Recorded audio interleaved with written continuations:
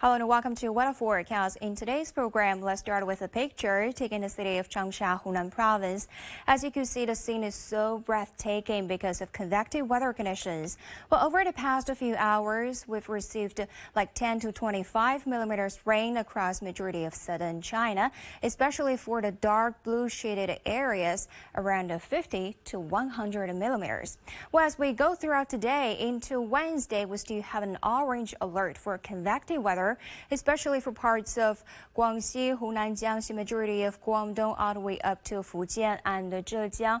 Also, a yellow alert for torrential rain warning plus slight parts of Guangxi, much of Guangdong, all the way to southern Fujian and Jiangxi. Very likely to see heavy rain, torrential, even a chance of extremely torrential downpours.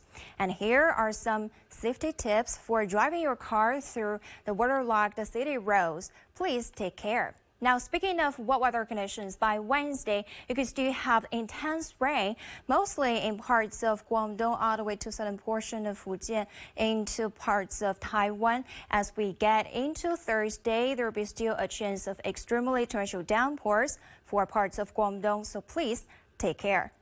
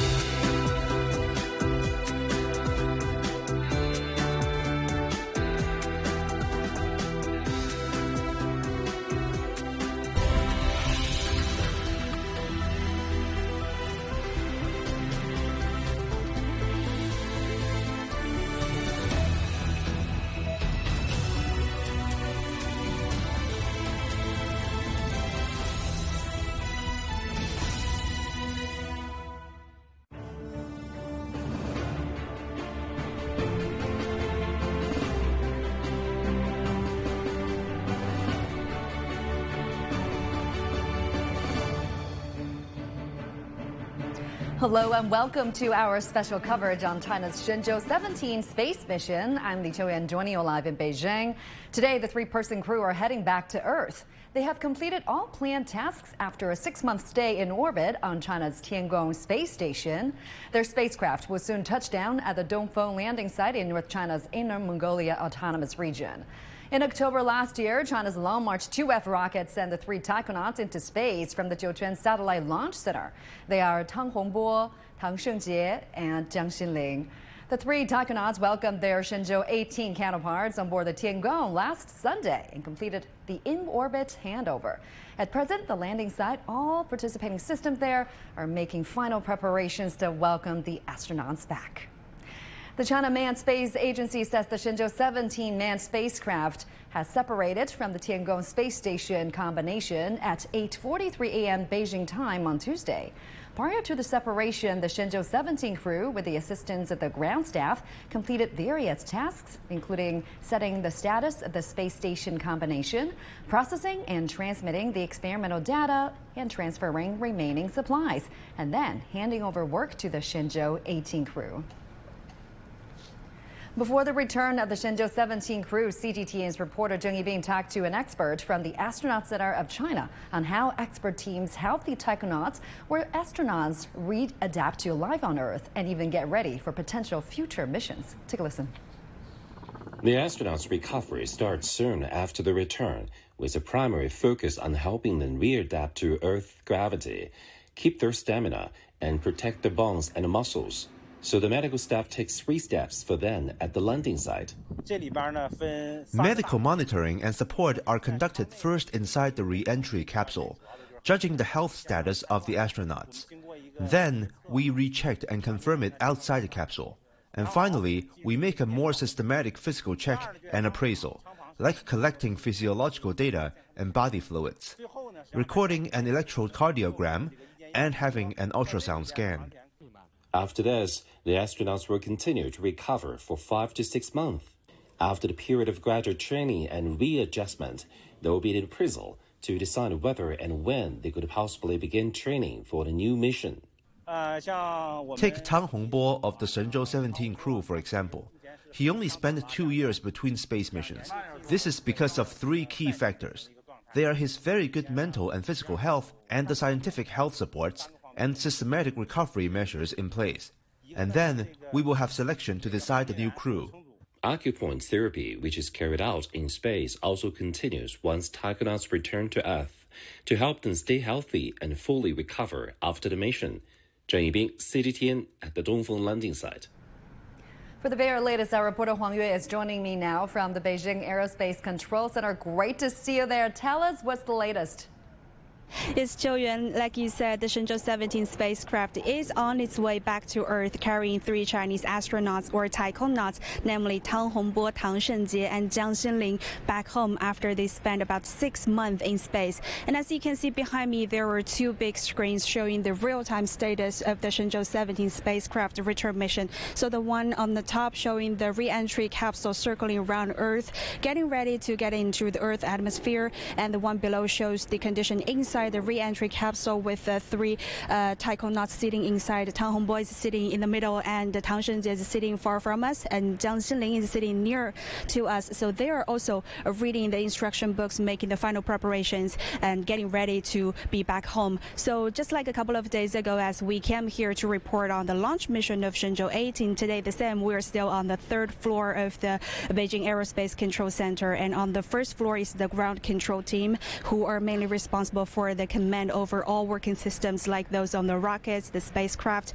and the landing site. They are working diligently to ensure that every aspect and every step of the mission runs smoothly. And as you know, this morning at around 8:40 a.m., the Shenzhou-17 spacecraft has already successfully separated from the space station combination. And in the coming hour, we are also going to witness some of other very crucial moments, like the attitude adjustments, like the separation of orbiting capsule and the re-entry capsule, the separation of a re-entry capsule and the propulsion module. And then as the spacecraft enters Earth atmosphere, the heat shield will play its role, because when it enters the Earth atmosphere, it will encounter the extreme temperature, and then the heat shield will protect it from the temperatures. So we are going to witness all these important moments, and I believe with the joint efforts of all working systems, this is also going to be a very successful mission, just like the previous ones. Zhou Yuan. Yeah, a series of critical steps to go in the next 15 minutes or 1 hour. We're just about an hour to go till the planned landing. Huang Yue, live for us there in Beijing. Thanks so much. And right now, you are getting a live view of the 3 crew members inside the Shenzhou-17 spacecraft. This is on your left of the screen. On your right-hand side is a 3D animation of the Shenzhou-17 spacecraft currently standing by for re-entry. And I want to bring in Professor Yang Yuguang, Vice Chair of the Space Transportation Committee at the International Astronautical Federation. Welcome, Professor. So we are here to witness another historic moment of the Chinese space program. Now, the spacecraft has already undocked from the Tiangong at 8:39 a.m. Beijing time this morning. They have been orbiting Earth for several rounds by now, haven't they? Yeah. Seriously speaking, the Shenzhou-17 spacecraft is now in a very similar orbit comparing with our Tiangong space station. Next we will experience 2 very important separations because you know that our Shenzhou spacecraft has 3 modules. As I mentioned, the orbital module, the re-entry capsule, and also the propulsion module. So the first step will be the separation between the re-entry capsule and the orbital module. Now you can see is the video we got from the taken by a camera mounted on the Shenzhou spacecraft, and this video stream is transmitted from the via our Tianlian data relay satellite to our ground control center. So you can see both the video inside the cabin and also the camera outside the cabin. You can see the very beautiful the horizon of the Earth, and also our planet Earth like a blue marble. Yeah. And sitting in the middle here is the flight commander, Tang Hongbo. On his right is Tang Shungjie. On his left is Jiang Xinling. Exactly. Now, Tang Hongbo is using a stick to press the button on the control panel. Yes. They're now fully strapped in, so this is like an extended arm for him. Okay, the ground controller has sent certain command to the spacecraft. And you may notice that Mr. Tang Hongbo, the commander, hold a menu. So this is very important. It includes all kinds of very critical instructions for his operations during this very important return process. Right. And coming up next is a very critical step. This is the separation of the orbital module. Talk to us about it. Yes, you know that our Shenzhou spacecraft is a 8-ton level spacecraft. And very, very big and very, very heavy. So to save the energy, we must separate the orbital module. So because you know that the total mass of the orbital module is close to 2 tons. So after separation, of course, before that we should have a attitude maneuver, which means that we will turn in horizontal direction or in your direction for about 90 degrees. So with the separation of the orbital module, the Shenzhou spacecraft will be much lighter than before. And then another orbit maneuver to turn continuously to 90 degrees. So at this moment, we can use the main engine of the propulsion module to change the orbit from the current one to the re-entry trajectory. So all these critical steps happened in several minutes. So we will see that soon. Yes. So currently, the spacecraft, the Shenzhou-17, is flying in a 3-module complex, but very soon the orbital module will be separated first, leaving the spacecraft as a 2-module complex. Yeah. That is the re-entry module plus the service module. I believe at this moment, the Shenzhou spacecraft is very close to South Africa or in the South Atlantic Ocean. So this is the right point for the Shenzhou spacecraft to conduct its re-entry. Now, last time when the Shenzhou-16 got back, they flew around the space station for a bit and took a picture of the space station with the Earth in the background. What about this time? Do you think that they did the same? No. Yes. Okay, the first attitude maneuver is begin. Yeah, that's the call out.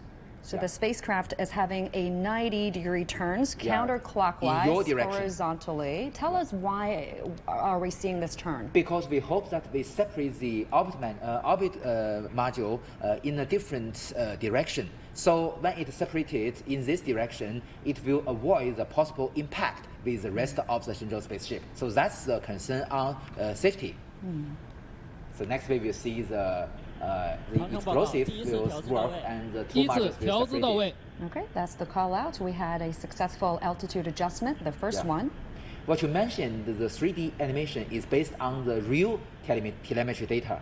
So it represents the real status of the spacecraft. This is an incredible view with the Earth in the background. Yeah, as mentioned, the blue marble is so beautiful. Oh, that's the call out. Yeah.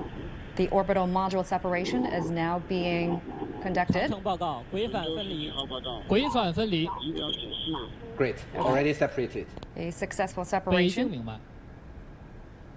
As you can see, the spacecraft is now in a 2-module complex. Exactly, so now we only have 2 modules. Coming up next is the second altitude adjustment. Yep. So after that separation, the returning flight officially begins. There's no going back because the docking port is on that orbital module, right? You cannot go back to the space station. So at this moment, we cannot go back to our Tiangong space station. Their destination, planet Earth. Yeah. Okay, the second orbit attitude maneuver has already completed. So the spacecraft continues to turn 90 degrees counterclockwise, and the spacecraft is also tilted a bit after the second altitude adjustment. Why is there a tilt? You know, this is because there are a lot of attitude control engines. Actually speaking, more than maybe 30 attitude engines on the propulsion module of our. Oh no, this is the moment to begin the orbit insertion to the return trajectory. Yeah. Okay. Commander Tang Hongbo reported the separation of the orbital module. Okay, we can see the cloud on the Earth. Oh, the main engine works. Yep. That's the re-entry burn. Yeah. 发动机开机，返回制动开始。 Another critical step. This is essentially a deorbit burn that'll put Shenzhou-17 to its path back home. Yeah. So you can see not only the 2 of the 4 main engines are working now, we can see also that the attitude control or the small engines are also working. So it's to keep the attitude stable. Also very, very important. 北京明白。 So both the main engine and the side engines are working properly. This is to better position the spacecraft to the point of entry. And this process is going to last about 150 seconds to 180 seconds. Yes, very precise. And you know that there are 4 main engines on the propulsion module. Each have a thrust of 2,500 newtons. And for the return procedure, we only need 2. So the other 2 we can recognize it as backup or redundancy measures to keep the safety of our astronauts. Now, looking at the spacecraft, the service module is said to be heading front during this process. Yes. Is that right? Why is that? Because you know we need the deacceleration, so we must change the direction to the right direction before the, as you mentioned, the re-entry burn. And you know that's the because we adopted a 3-module design as we already discussed. So we first separate the orbital module and the conducting the re-entry burn with the propulsion module. And at this moment, you know that's they've already what we call this already suborbital trajectory to enter the atmosphere. And soon we're going to hear that first landing location forecast. This usually happens after the first separation of the orbital module. As you mentioned, you know that after this re-entry burn, it will leave its original orbit and enter another, what we call, as I mentioned, a suborbital trajectory. So the lowest point or the perigee of this trajectory is inside the atmosphere. So the Shenzhou spaceship will go down into the atmosphere, and with the drag of the atmosphere, it will slow down. You're getting a live view of the Dongfeng landing site also on your left of the screen. I think this is from the helicopter camera. The helicopter is from the air unit of the recovery team. So we can see. 发动机关机，返回制动结束。北京引导数据已发出。东风。 Very important step as well. 华山。 Re-entry burn is off. So what happens next after this? Next, as you mentioned, because you know that the main engine has cut off and the spacecraft has already entered the re-entry trajectory. So at this moment, we can calculate or predict the trajectory. So that is what you mentioned, the first prediction of the landing point. But this is not precise enough. So we will have at least 4 predictions with one by one. You may also heard a voice that the ground station outside China has already captured our spacecraft, and they can also help to determine its trajectory. Let's take a listen. 沙洲。沙洲明白，引导数据接收正常。双城。 What you heard the voice now is ground stations inside China. So they need the original data of the prediction. So this will help them to capture the spacecraft as soon as possible. I believe this is the recovery zone. You're looking at the helicopter from the recovery unit. They've already arrived in the recovery zone, but from a safe distance to the predicted landing location. And the good news is that we can see that at this moment is much more clear than in the morning. You know that at this morning I can still see the sun, and we cannot see the sky very clearly. But this moment it seems it's much better now. So earlier, as you mentioned, we've got some good comm checks. A series of status report between Flight Command Center in Beijing and various tracking stations across the country. Everything is going well. That's the sound we'd like to hear. Got to mention codename Xiongying, which means Falcon, as the air unit of the recovery team. Codename Mengshi, which means warrior, as the ground unit of the recovery team. And Huanghe, Kashi, these are all tracking stations that will closely monitor the journey of Shenzhou-17. They will give call-outs as soon as Shenzhou-17 enters China's airspace. That's right. What you mentioned, the Xiongying or the Falcon is composed of 5 helicopters. So the fleet, one of the helicopters acts as the commander. so in charge of the whole procedure, and one is in charge of the communication, and the other three have medicals, so they will take care of the astronauts when they touch down. And altogether, we're going to have 4 landing location forecasts, right? Why is that? You know that the first one cannot be very, very precise, because you know that after the re-entry burn, we have more than 30 minutes since that moment. So still, it cannot be very, very precise. So we can just only have a course prediction of the landing point. And with the along the trajectory, as we mentioned, there are all kinds of ground stations. So with the ground stations, we can observe the trajectory and predict the landing point more precisely. So with the second one, it will be much more precise than the first one, and then the third and the fourth. So with the last one, the ground crew can also go to the landing point as early as possible. Once again, a live view of the Dongfeng landing site. This is the recovery zone for the Shenzhou-17's return mission. I mean, how big of a recovery zone are we talking about, Professor? Oh, it's quite big. Much more big than the, precisely speaking, is more than 90,000 square kilometers near Jiuqiang. Because you know that it's near the Gobi Desert, so we have plenty of land for this landing.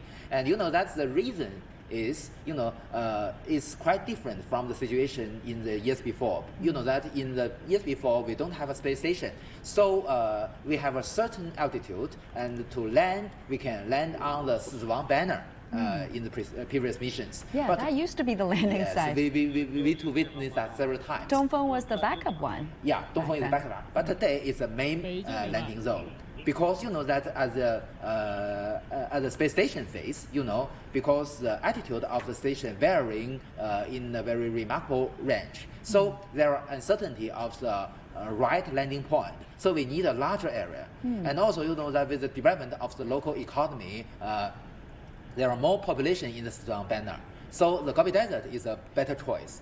Another factor is that, you know, that during the launch, we also need a rescue team for the emergency cases. But if we recognize the Jiuqiang Satellite Launch Center as the main landing site, the 2 rescue teams can combine to 1. So this can also save a lot of money.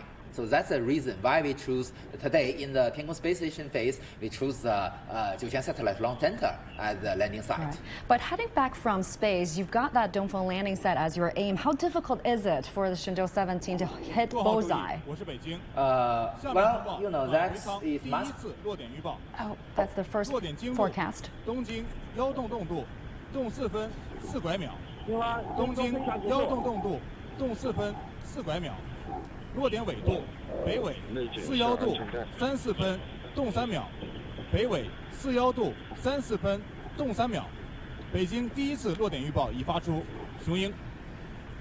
Great. The longitude and the latitude of the landing point, the first prediction has already been announced by the Beijing Flight Control Center to all the crew members of the rescue team. Yeah. So when they come up with that landing location forecast, what kind of factors are they looking at? How do they calculate that?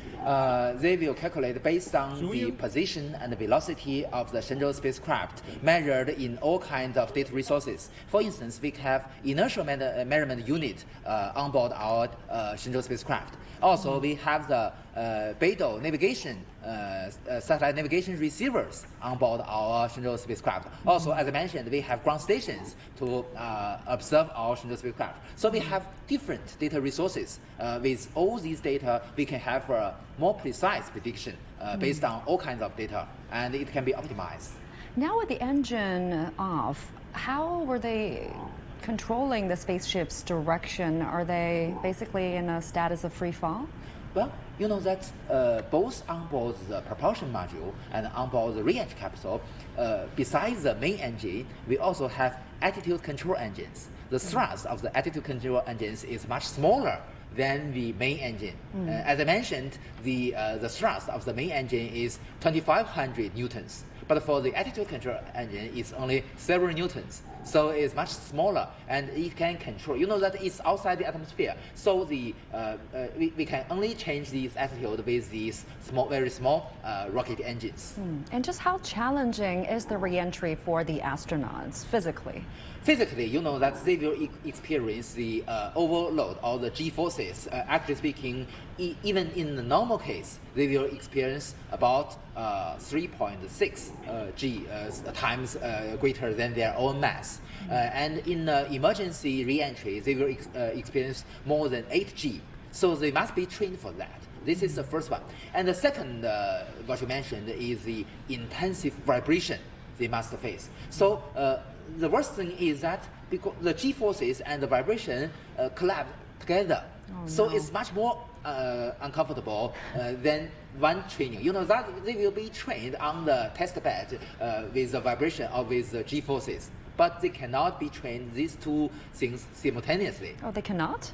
Cannot, because it's too difficult to simulate them at the same moment. That cannot be a comfortable ride. But is their health status being closely monitored throughout the way? I bet it is, right? Well, you know that they, as we mentioned, they must be trained for. They will experience the vibration on the test bed, and also you know that they will have the experience the G forces on the ground facility. Moreover, you see, they will be trained even at the up to 8G overload. They can also do the right choice and operations. So that's a requirement to the pilots. And they can adapt this with very sufficient ground trainings. And also, although you know that their experience before is very, very important for them. For instance, this time, because we have the veteran, Mr. Tang Hongbo, he has already experienced this during the Shenzhou-17 mission. Right. So he's familiar with the drill. This is extremely helpful for him to ensure the safety and the success of the whole mission. Yeah. And now, after this mission, Mr. Tang Shengjie and Jiang Xinlian are also become veterans. Yeah. So this is an aerial shot at the Dongfeng landing site. If you're just joining us, this is a special coverage of the Shenzhou-17 crew's return to Earth. Now, Shenzhou-17 is in the shape of a two-module complex, currently flying in space on their way back to Earth. The landing site is located in the Gobi Desert, as you can see there, in North China's Inner Mongolia Autonomous Region near Jiuquan Satellite Launch Center. It was put into practical use in September 2021 when it welcomed the Shenzhou-12 crew. This will be the 6th time that the Dongfeng landing site welcomes back Chinese taikonauts. Yeah, I believe the video we are now seeing is taken from the camera mounted on one of the helicopters. Yeah. That's so you the, can have a good view. Yeah, air unit of the recovery team. They've got tracking cameras, a very nice view.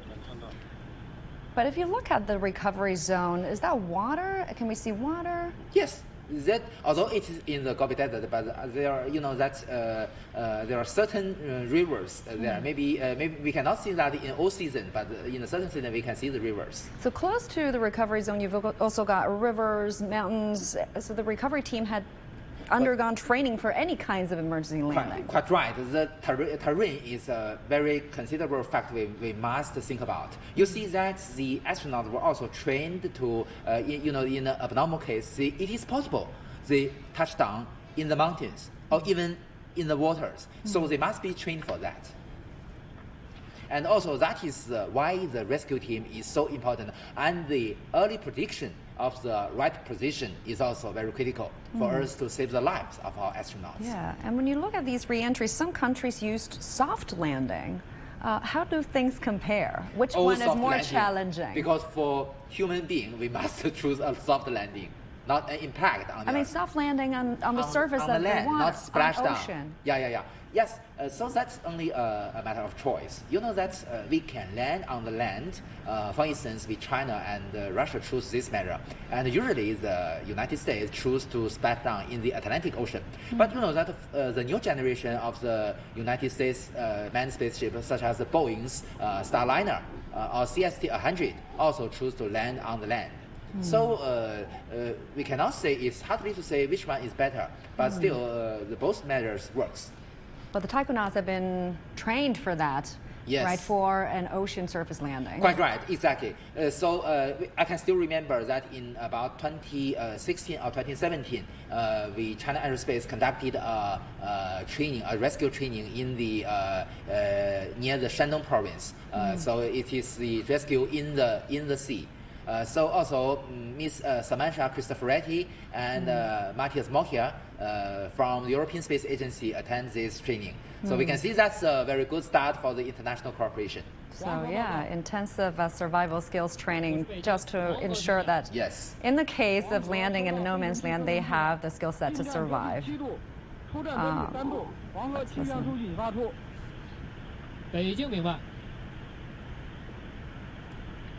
So all of China's Shenzhou mission, they haven't missed their targets when they are coming back to Earth. They've all landed in the designated recovery zone, but they've prepared for any kind of scenario, including landing in another country. What you mentioned, this preparation is extremely important. You know that between different countries there are agreements to save or rescue the lives of our astronauts. So China also part of this agreement for this. So if the foreign astronauts landed in China, of course we have the responsibility to save them. And also, if it is technically speaking, it's possible if anything wrong happened, we can maybe landed in another country or in their terrain. So also they have to also rescue our astronauts. So after the Shenzhou-17 spacecraft re-enters the Earth atmosphere, the northwest telemetry belt will take over the spacecraft monitoring. The whole process of the spacecraft re-entry will be visible through live broadcast. We'll be bringing that process to you all the way through. And the next critical step will be the separation between the re-entry capsule and the propulsion module. You know that only the re-entry capsule will be retrieved, and the propulsion module will be jettisoned before the re-entry. And you know that we only have the thermal protection on our re-entry capsule. So the propulsion module, after the separation, it will burn up in the atmosphere. Also, as we mentioned during the separation of the outer module, because you know that to ensure the safety and avoid any impact, we need to separate the propulsion module in a different direction. So before the separation, we will see another attitude maneuver to change its direction about 90 degrees. So what are they bringing back with them in the Shenzhou-17 spacecraft? You can see it's a pretty packed space there. Well, you know that just several days before, during the news release of the Shenzhou-18 mission, Mr. Lin Xiqiang, the announcer of China Manned Space Agency, mentioned that we've already conducted 84 experiments during this Shenzhou-17 mission. So many very useful samples will be back to the Earth, including the biological and space medicine study samples, maybe some animals or plants. And also we have the materials made by the astronauts in different scientific research tracks. For instance, you know that the study on board our Tiangong space station has already have very remarkable returns to our daily life. For instance, they've already made the materials which can improve the bearings to build our underground. A gorgeous view up there. You can see the land. What you see is the propulsion module.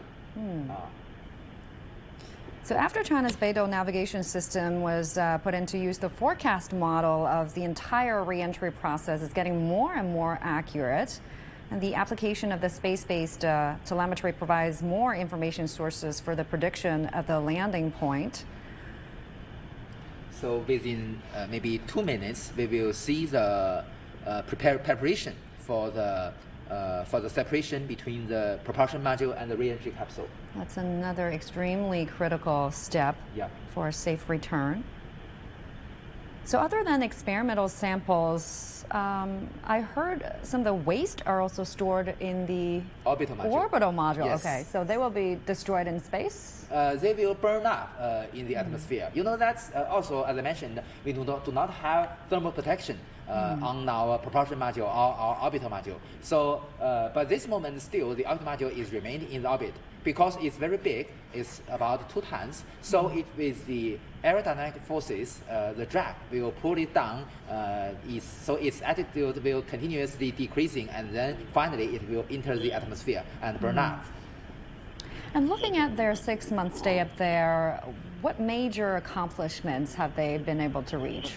Well, that's the Shenzhou-17 mission is the second mission during our what called the utilization and development phase. So as I mentioned, they conducted more than 84 experiments. So all kinds of returns. But we know that after we get back with the re-entry capsule, all kinds of samples and also the data transmitted from the Tiangong space station, the scientists and the engineers need to analyze all these data and study the samples, and then we can get maybe we can publish the papers on the professional journals. Also, we can have the transplanting of the technologies, and also we can get more knowledge on the space medicine, space biology, material making, and so on.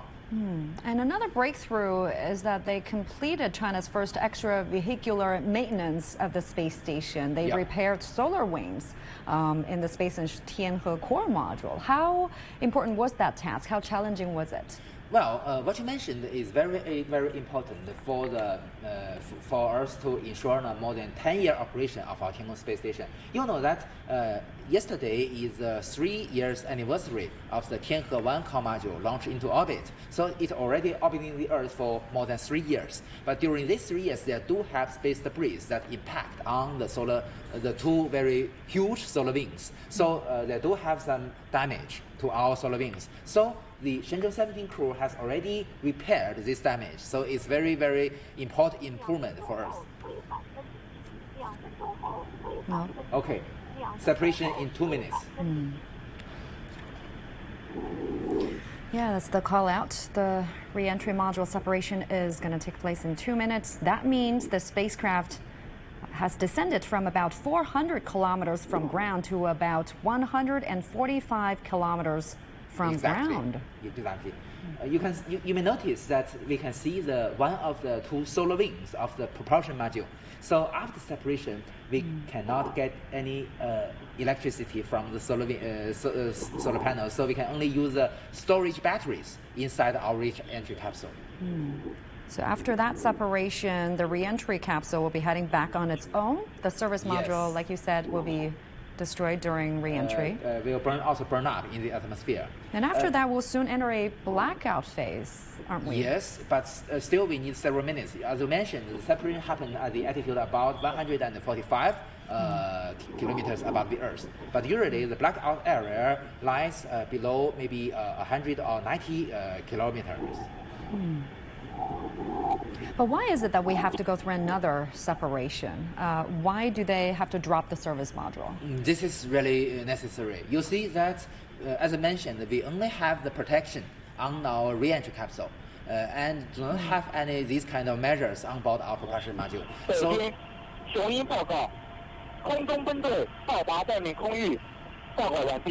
So the helicopters have reached their position. And what we mentioned, that during the re-entry, we hope that to ensure the safety of our astronauts, we hope that the re-entry capsule could be as small as possible. So with the mass on the propulsion module, because we don't use that again, so it is what we call a waste mass. So we don't need that. That is why we need this separation. 长程报告，推反分离。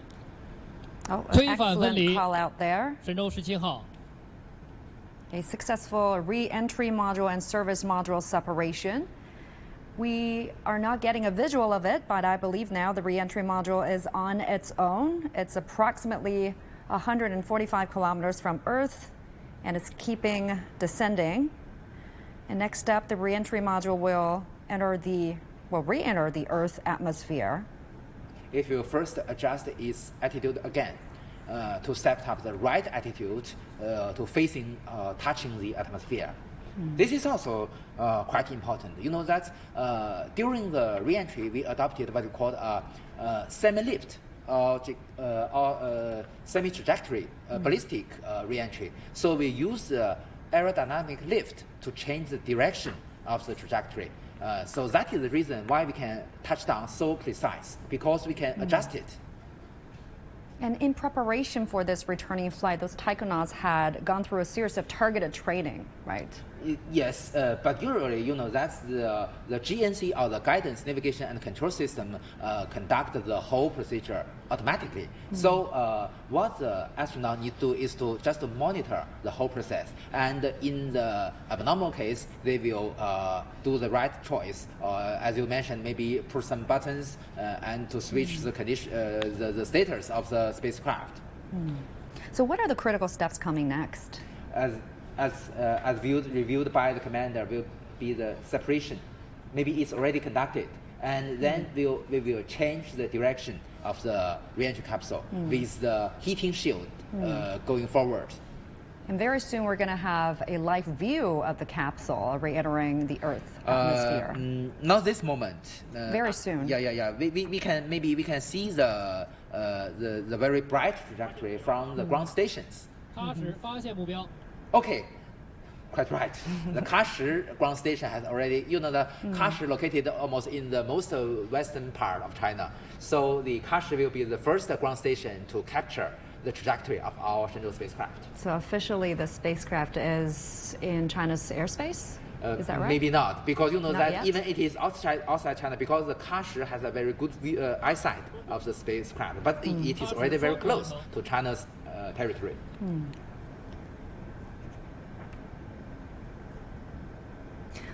I heard that their meal plans on the space station have been adjusted for the return. Oh, that's the call out from the Huanghe tracking station. That is the last one we're going to hear before the re-entry module moves into a blackout phase. Yeah. Yes. So because the atmosphere will become thicker and thicker with the decreasing of the altitude, so the aerodynamic heating will be more critical than before. The highest temperature on board the heating shield will be over 2,000 degrees Celsius. So that we also adopt the ablative materials on the surface of our Shenzhou spacecraft and also on the heating shield. So the ablative material will be vaporized and it will form a plasma shield which can block the radio waves. So that's the reason why it can form a blackout area and any radio waves cannot penetrate.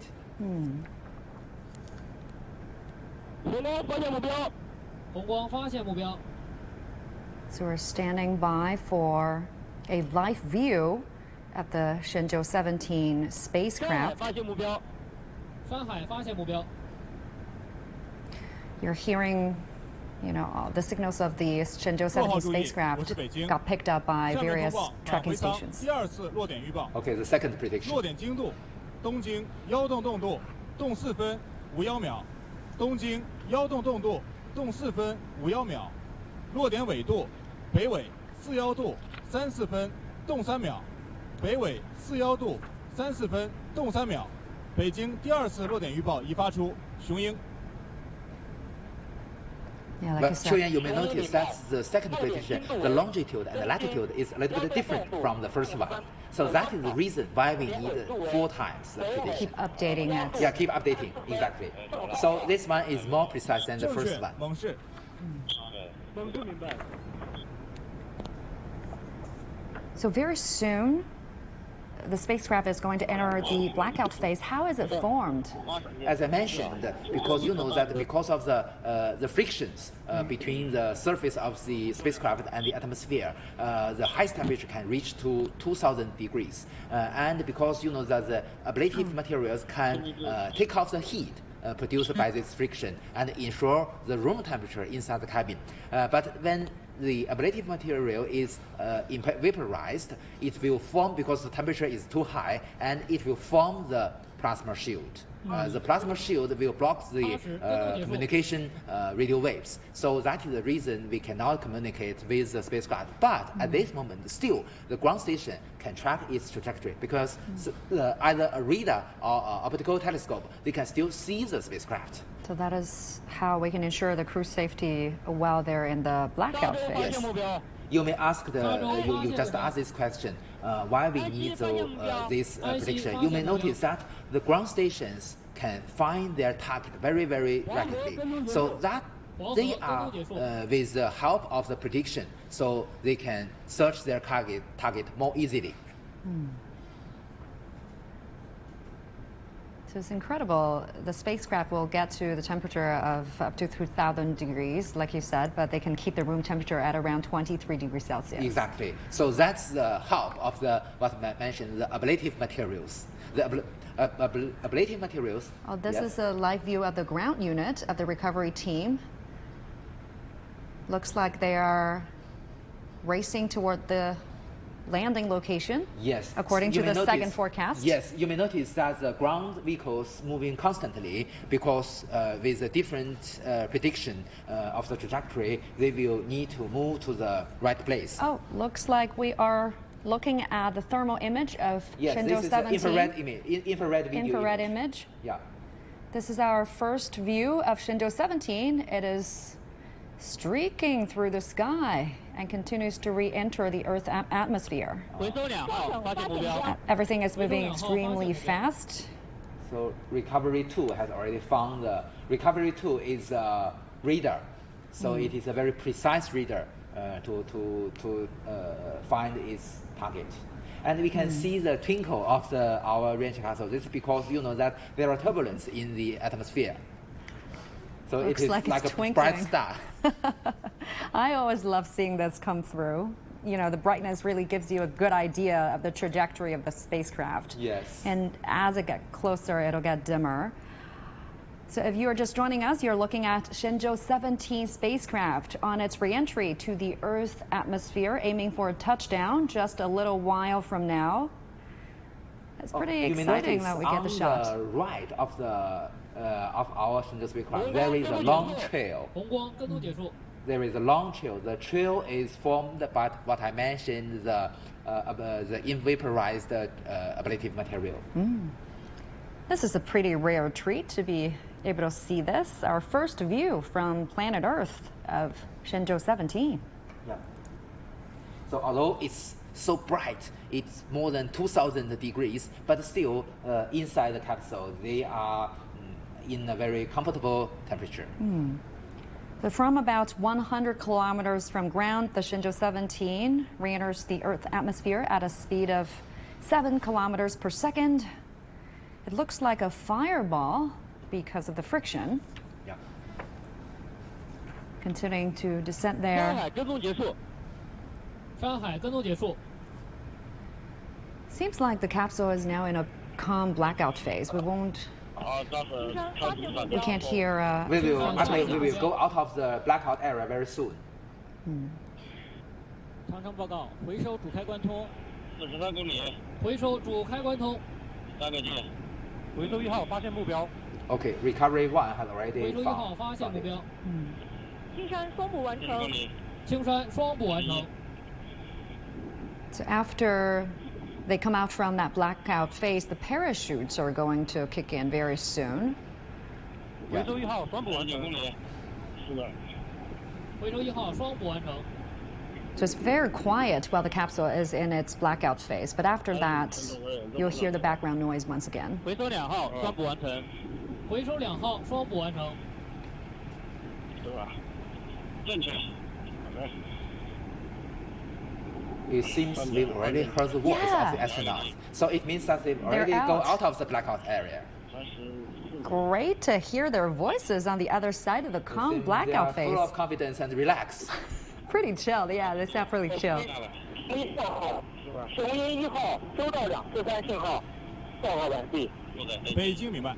And now you can hear the background noise from the capsule, meaning, yeah, they're officially out of the blackout phase. They can feel the gravity pull as soon as you come out from that They've blackout already stage. experienced the overload of the G-forces. So in about 10 minutes or so, they will touch down at the Dongfeng landing site. Yeah, we've got good comms with the crew and a great visual confirmation of the vehicle. Yeah.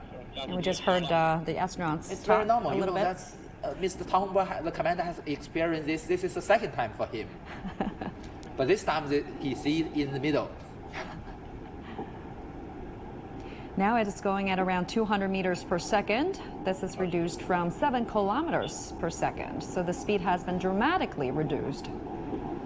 But it's still going too fast for the landing. That's why the parachutes need to kick in. I believe at this moment it's already about 10 kilometers in altitude, and the next big step will be deployment of the chutes, the parachutes. Yeah. So we will have an induced chute first, maybe 2 of them, to pull the other chutes out of the capsule. And then we will have a drogue chute. The drogue chute can reduce the velocity from more than 200 meters per second to about 60 meters per second. So at this is much slower speed, we can deploy the main chute. And the main chute can reduce the velocity furtherly to about 5 meters per second. Oh, this is an optical view of the Shenzhou-17. We can see the blue sky. Beautiful shot of Shenzhou-17 coming down to Earth. Okay. Oh, there you go. Parachute just kicked in. One of the parachutes, huh? The drogue chute. Yeah. So it will reduce the speed to 60. And it'll pull that main chute very soon. Very soon. There you have it. Beautiful. Main parachute deployed. What a gorgeous shot of Shenzhou-17 coming down. Okay. Fully deployed. Really couldn't ask for more for a picture perfect shot.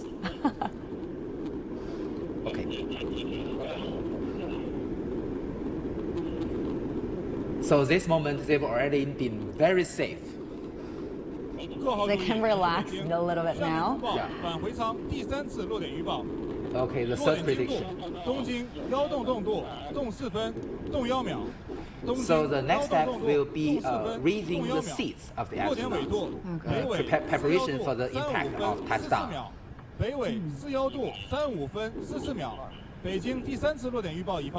Why do they have to lift up their seats? Is it to reduce the force of impact? Yes, you know that the impact is very remarkable. So they need all kinds of measures, including the raise of the seats. And they've also have a backup parachute as well, right? Yes. Just in case the parachute fails. So if the main parachute does not work, they can use the backup chute. And also, you know that not only the seat will be raised, but also, you know that next they will jettison the heating shield. Because at this moment, at the surface of our re-entry capsule, still the temperature is very, very high. Wow, that heat insulation must be really good. They won't be able to feel any of that intense heat. And while they were going through that blackout zone, you know, while they were re-entering the Earth atmosphere, they can actually see what's out there with the fire and lightning.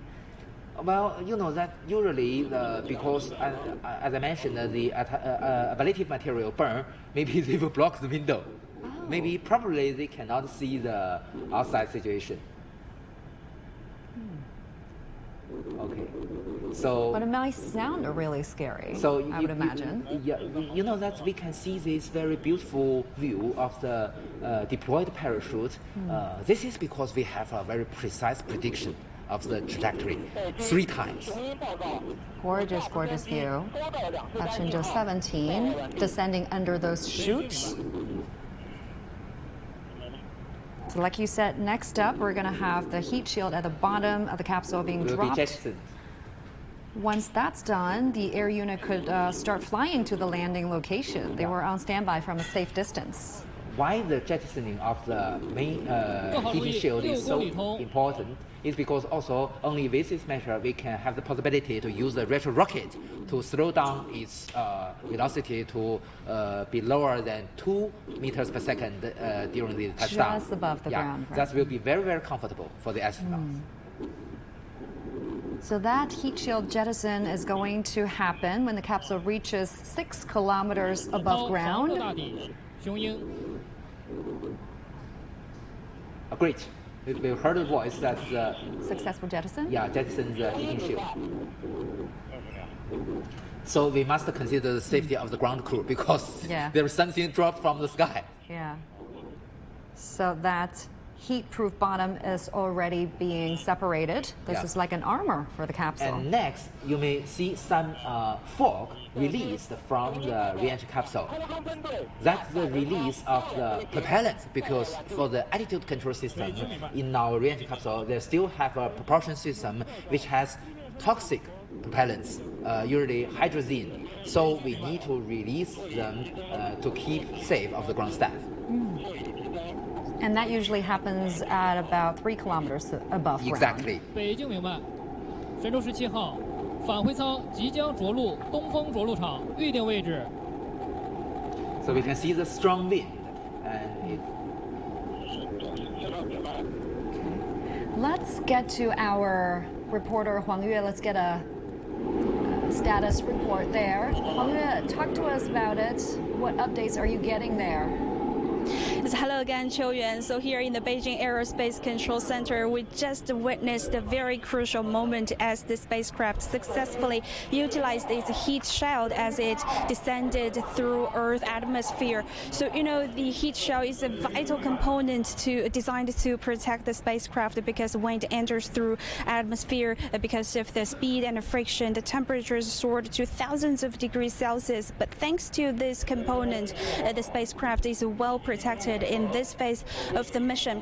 And now, as you can see, the ground control team is still working closely, coordinating with all working systems, and the atmosphere is a cautious optimism as we await further updates of the status. And actually behind me, the screens, although now you cannot see the condition inside the re-entry capsule, just now when we waited here, I can see that the 3 taikonauts, when they descended to Earth, they kept looking outside the window. So I believe they must also be very excited, because after a 6-month business trip to space, finally they will be able to come back home to meet with their families, friends, and colleagues. So everybody is counting down to that moment, and we wish them a complete success. Qiu Yuan. Thanks so much, Huang Yue. So we've just saw a big plume of smoke there. We've seen the fog released from the re-entry. As I mentioned, it's the release of the propellants remained inside the tanks. Right. So with the release of the hydrazine, it can ensure the safety of the ground staff, because it is toxic. So this is a standard procedure. They will be landed in just a few minutes. Just before the touchdown, we need to switch on our gamma ray altimeter. The gamma ray altimeter is mounted on the bottom of the re-entry capsule. Wow, you can see the wind is pretty strong there. The Shenzhou spacecraft is swinging under those chutes. This won't be a very comfortable ride. They're feeling overload G-forces plus the rotating forces and force of overload impact. has already been gone. It's already in normal gravity, but still they can feel the shaking.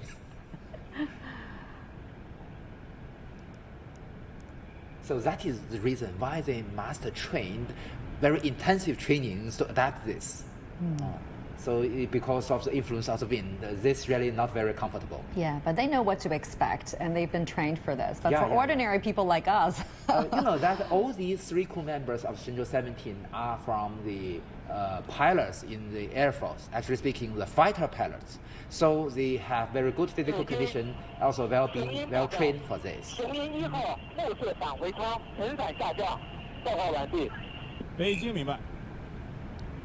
What kind of final preparations the crew will be doing, now for landing? As we discussed, how will they embrace landing? That as we discussed, the raise of the seats, and also the deployment of the or switch on the gamma ray altimeter.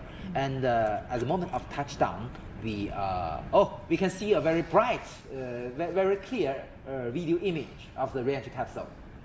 It's pretty charred on one side. Well, you may notice that on the right there are very dark color. It is because of the burning of the ablative materials. So it's in the upwind direction. Right. And it's only on one side, right? Yeah, only on one side because of its attitude during the re-entry.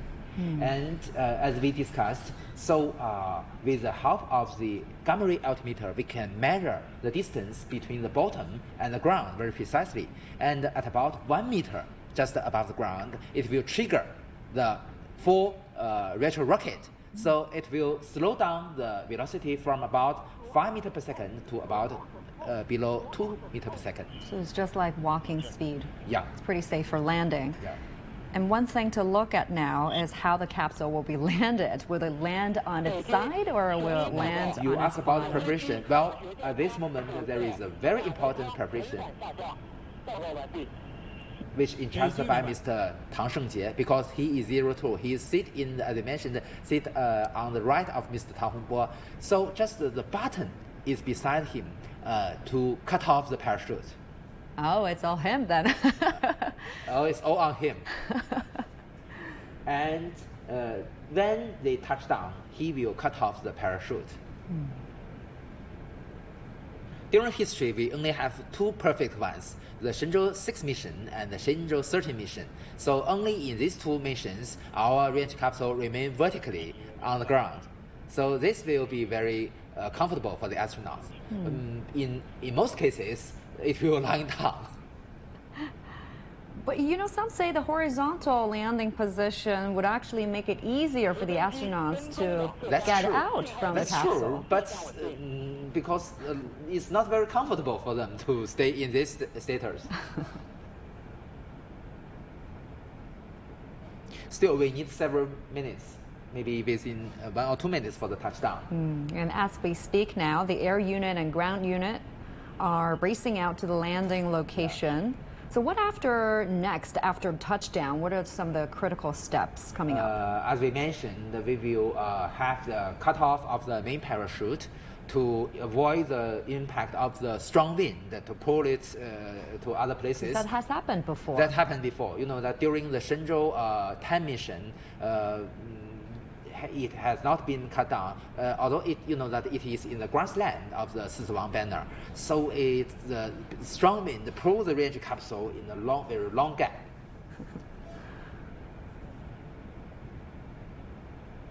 We can see the video of the range capsule, which means that either the ground vehicle or the helicopter is very close to the range capsule. So we can believe that after touchdown, the ground team, the rescue team, can reach the place very, very rapidly.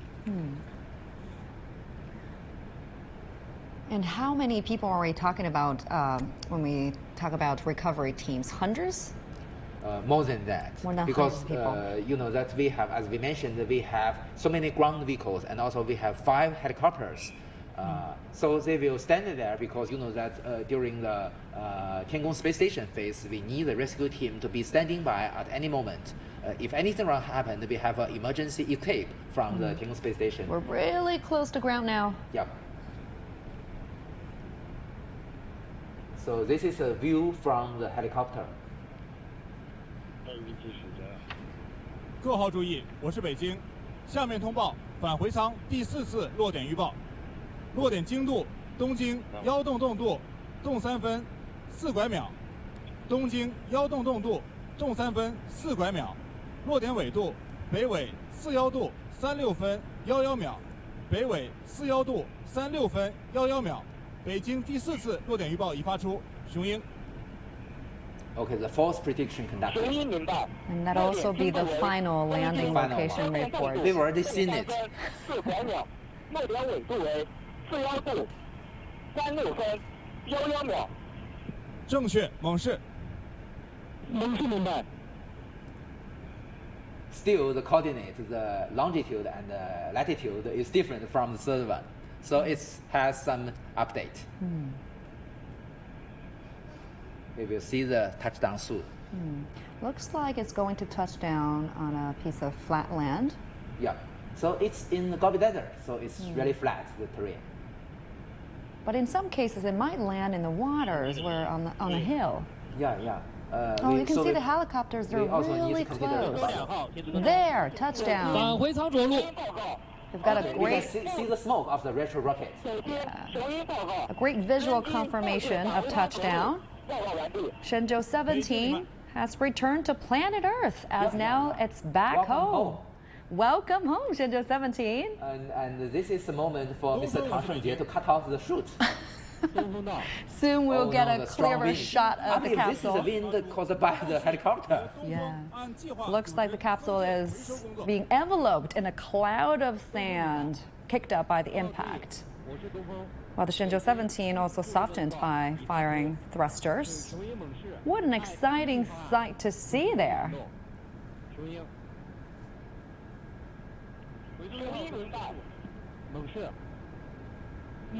We can see some movements on the ground. Somebody is approaching the capsule. The helicopter has arrived fairly quickly. We also have satellite navigation receivers on board our re-entry capsule. It can also send its signals, reporting its coordinates. Is that a ground vehicle approaching the capsule? That's fast. Almost immediately after touchdown. I believe so, because with the help of the predictions. Oh, we can see the helicopter coming in. So as we speak, all the ground teams, air units, they're racing out to the capsule, now officially in recovery.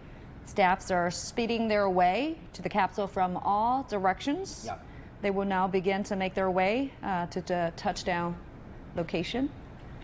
There you have it, Shenzhou-17 touched down safely at the Dongfeng landing site in the Gobi Desert in Inner Mongolia at about 17:46 p.m. Beijing time on April 30th.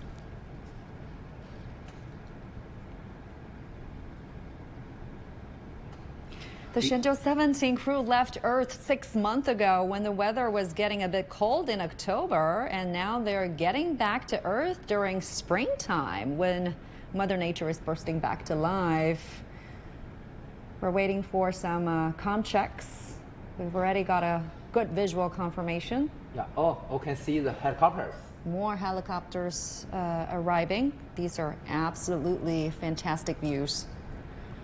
Well, before opening the hatch of the re-entry capsule, there were also a lot of work for the ground staff.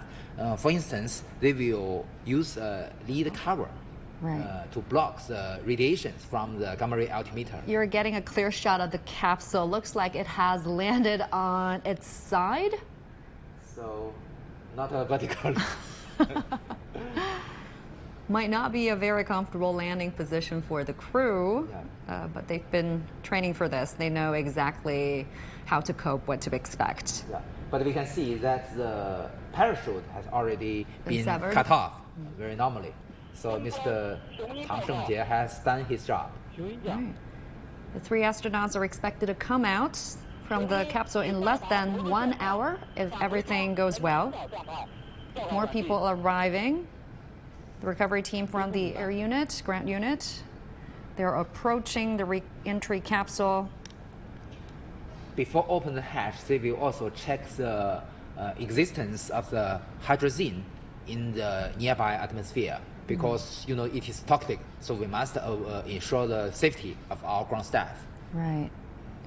If you're just joining us, you're looking at the live coverage of the Shenzhou-17 touchdown and recovery currently in progress. Oh,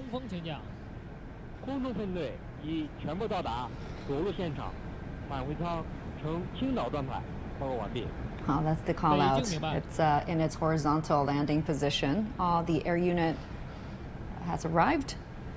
Recovery crew is now doing their final checks prior to hatch opening. That's the next event coming up. And soon the Shenzhou-17 crew will take their first breath of fresh air since boarding the Shenzhou-17 spacecraft on top of that Long March 2F rocket in October 2023. After 188 days, they can breathe the fresh air again.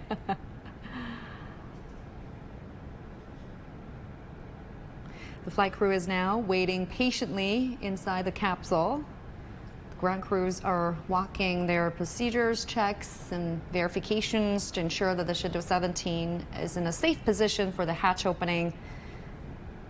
So you can see the recovery crew up there just preparing the vehicle in preparation for that top hatch opening. And also the ground staff will also collect samples of the air inside the cabin. So this is very helpful for us to improve our Shenzhou spacecraft in the future. So like you mentioned before, a few critical steps before opening the hatch, right? They have to be also aware of the radiation risk. Exactly. So as I mentioned, because the retro rockets, the four solid retro rocket motors are triggered by the gamma ray altimeter.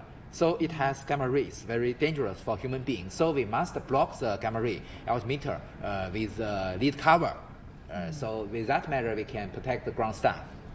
You may notice usually the ground staff approach the reentry capsule in a certain direction to avoid the influence of the radiation.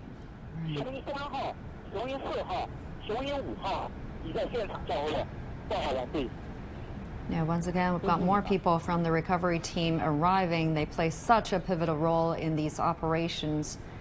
And you can actually tell which team they're from according to their outfits. People in the red or orange uniform, they're from the recovery team. They will eventually help the taikonauts get out of the capsule. And people, I believe, in the blue top, they're from the medical team. According to the voice we heard, most of the helicopters have already landed near our reentry capsule. Very exciting. I'm sure the flight crew is also very excited for this moment, for the hatch to finally open. And I bet the recovery team must be just excited as the flight crew. They're the first people that the crew, get to see when they got back to Earth. Shenzhou-17 crew has been away from their families, from their friends for 6 months. We've already seen the ground crew near the... Oh, are they opening the hatch? Yeah, the people in the white uniforms are the medical team. Yeah.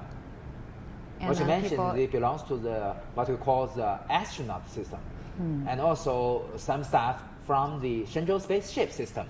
So what we've already discussed to cover the gamma ray altimeter and those to check the existence of hydrogen will be conducted by the Shenzhou spaceship system. Right. And the astronaut system, the medicals, will take care of our astronauts. And they will be the first people that the astronauts get to see. One of the medics will go into the capsule. Exactly. So they will help the astronaut to readapt with the gravity. I mean, to be a part of the team that helps greet them, got to be a wonderful feeling. I'm sure the recovery team probably really enjoys their job. And for people in that red uniform, these are the recovery team. The key of the capsule is in their hands. They are opening the hatch.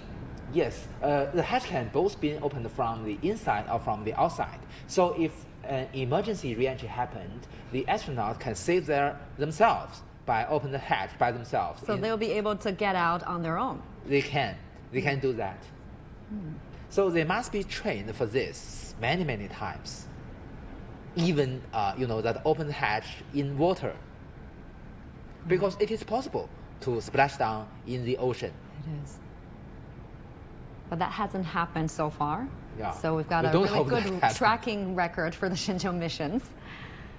But it is possible that it is also to be considered as a choice to splash down in the ocean for maybe the future human manned missions to the moon. Because we will have limited choices when go back from the moon. Once again, the medical team is in position. They will be the first one to greet the astronauts. They are there to ensure that the flight crew is doing well after their flight, after their return home. They will make some medical assessments to make sure the astronauts are okay, and after that, the flight crew will egress the vehicle. You may notice that because, the Gobi Desert is more than 1,000 kilometers to the west of Beijing, so it's in different time. That's in still Beijing bright, now. Huh? Yes, it's still bright there. Yeah. It's already almost 6 p.m. But we can see that the sky is really blue, so it's in a very good weather. Yeah, great weather conditions.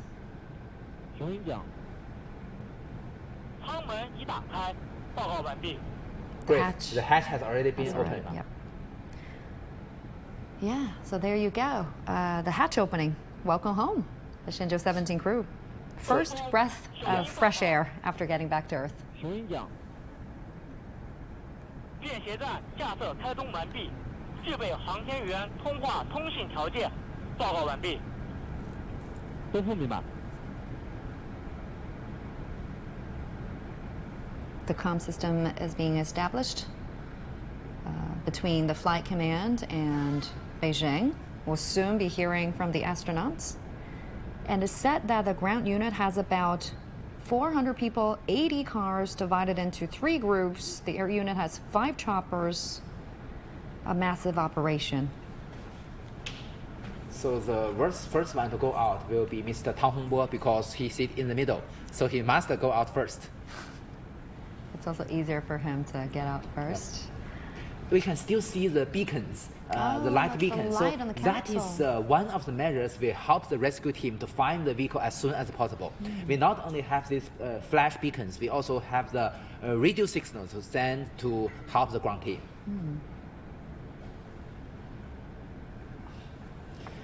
With the ground staff, you can compare how small the re-entry capsule is. So 3 astronauts and wearing their IVA spacesuits there, so it's really narrow for them.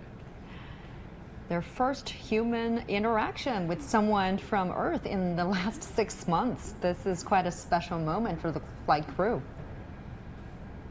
And even in this moment, the hatches opened. We're still taking our time to make sure that the astronauts are okay and everything on board is as it should be. This process is going to take about 40 minutes, and after that, we'll begin to see the crew leaving the capsule one by one. Yeah.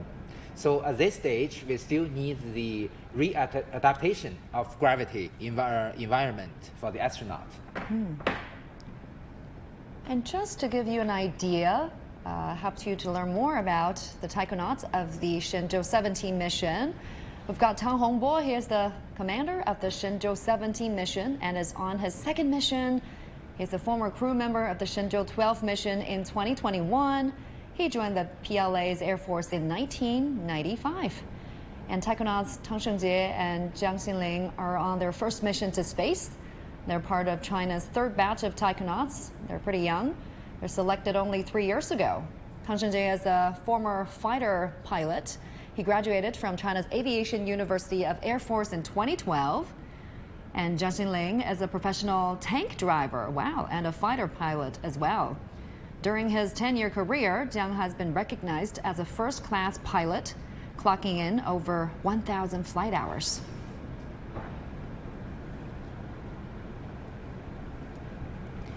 The ground crew will be helping the flight crew exiting the vehicle.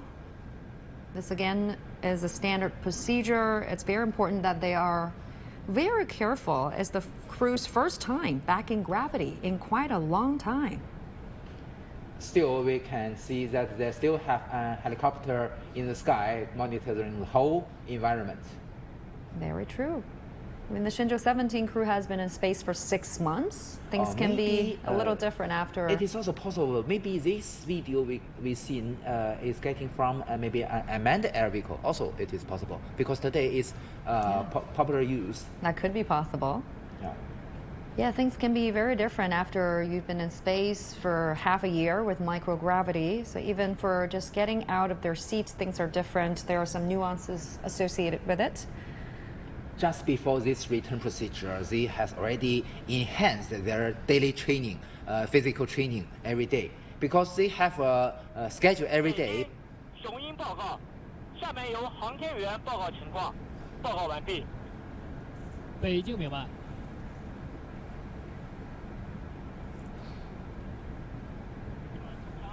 Yeah, we're standing by for a status report from the crew. 神舟17号报告，飞船正常着陆，航天员动腰感觉良好。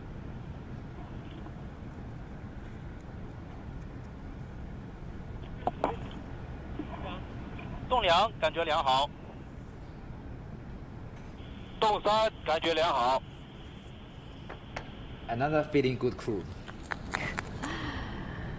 Round of applause from the 北 control 京明 center. 白，祝贺神舟17号顺利返航，你们辛苦了。向你们致以崇高的敬意。我们在北京迎接你们凯旋。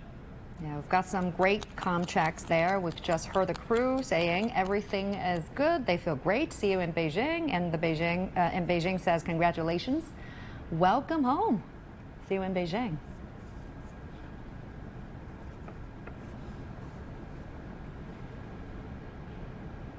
So the first people goes into the capsule. It's from the medical team. What will they say? What will be the first words after they see the astronauts? Yeah. What do you think they will do first?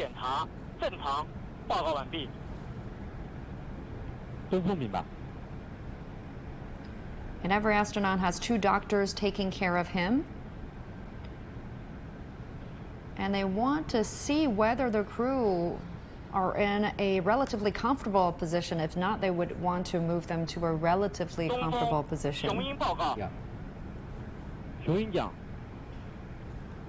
正在进行舱内气体微生物采样，报告完毕。 It's now sampling the inside air. Will they conduct any studies on those? Yes, exactly. That's a very important reference for our future improvement of our manned spacecraft. Very important. Because it's already in the outer space for half a year. I mean, the recovery team has prepared everything for the crew, from heating pad to sunglasses. They want to make their return as comfortable as they can let them.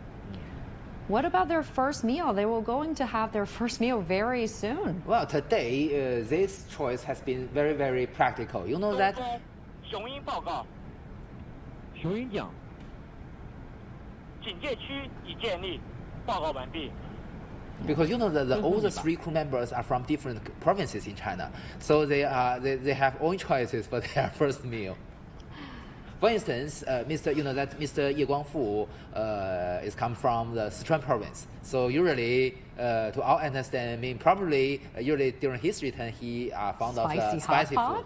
And would that probably be a little Mr. much? Tang Hongbo is from Hunan province, or no?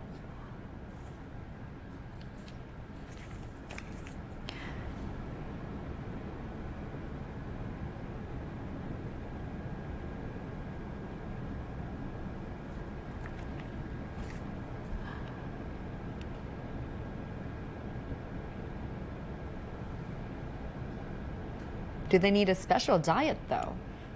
It's specially considered. You know that because, as I mentioned, they need a readaptation of the gravity. So we must consider about the meal, the food, to their influence to their body. We've got more vehicles arriving at the scene. And just how will the physical conditions of taikonauts get affected after spending 6 months in space? Usually, we have the countermeasures to avoid the influence of microgravity in the loss of bones, the weakening of the muscles and the neural system, and also the weakening of the cardiovascular system. So all these countermeasures are proved effective during our experience since our Shenzhou-17 mission until today. You know that Mr. Tang Hongbo, the accumulated duration of him in outer space has been reached to 9 months. 9 months in outer space. The 3 months during the Shenzhou-12 mission and half a year during this Shenzhou-17 mission. So he now keeps the record for Chinese people in accumulated duration in outer space. But his record will be broken down half a year later by Mr. Ye Guangfu. So at that moment, during the return of Mr. Ye Guangfu, he will have the accumulated time in outer space about 1 year. Another record for China aerospace. I believe, according to Mr. Zhou Jianping, the chief designer of China's manned space program, in the future, sooner or later, we will also have a plan to send the astronauts to stay in outer space for 1 year. So this is a very useful study on the impact you mentioned about the microgravity to human body. Also, on the other hand, this kind of study also we can recognize that is a very good preparation for our future expedition to Mars and even beyond. Now they're back to Earth. Does it take a long time for them to readapt to gravity, to the environment on Earth? What will they do to make this happen? Well, okay, the sample has been collected. And you know that today, with the improvements of our experience and technology, and also optimization of our daily schedule in outer space for our daily life of our astronauts, it becomes better and better. So during the early missions, we must be very, very careful. But today, with the optimized exercise every day, the astronauts can keep their physical condition and to readapt the Earth's gravity very soon than before. So today, you know, that's also there are other measures such as nutrition. And also, you know, that's the schedule is also optimized. You know, just before the re-entry, several weeks. 雄鹰报告。雄鹰讲。落点测量完毕，返回舱落点坐标为东经，1洞洞度，洞4分，洞8秒；东经1洞洞度，洞4分，洞8秒；北纬41度36分15秒，北纬41度36分15秒。 This is the announcement of the final landing coordinates of the spacecraft. Comparing with the four predictions, we can see that the predictions are really, really precise. So, although it's different, but a little, almost no difference. So almost bullseye. They yeah. almost hit bullseye. This is because we adopted a controlled re-entry. So the spacecraft, why we have a propulsion system, so we can change our trajectory during the re-entry. So that is why it is so accurate. 41度36分15秒，落点纬度北纬41度36分15秒，报告完毕。北京明白。 As you can see, the Shenzhou-17 re-entry capsule is in recovery. We're standing by for egress. Yeah. Flight commander Tang Hongbo is expected to come out first. Yeah. So we can still see the flash of the beacons. It will last several hours to help the rescue team. And the ground unit has 3 trucks. They have also arrived. 3 trucks, 1 for each.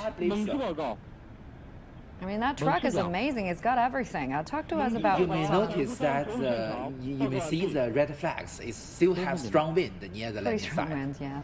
Pretty strong. 东风，雄鹰报告。雄鹰讲。伽马源防护盖已安装，报告完毕。东风明白。Oh, that is what I mentioned, the protection of the gamma ray altimeter. So at this moment, they will be very safe from the gamma ray radiation. They're getting ready for the exit. Yeah.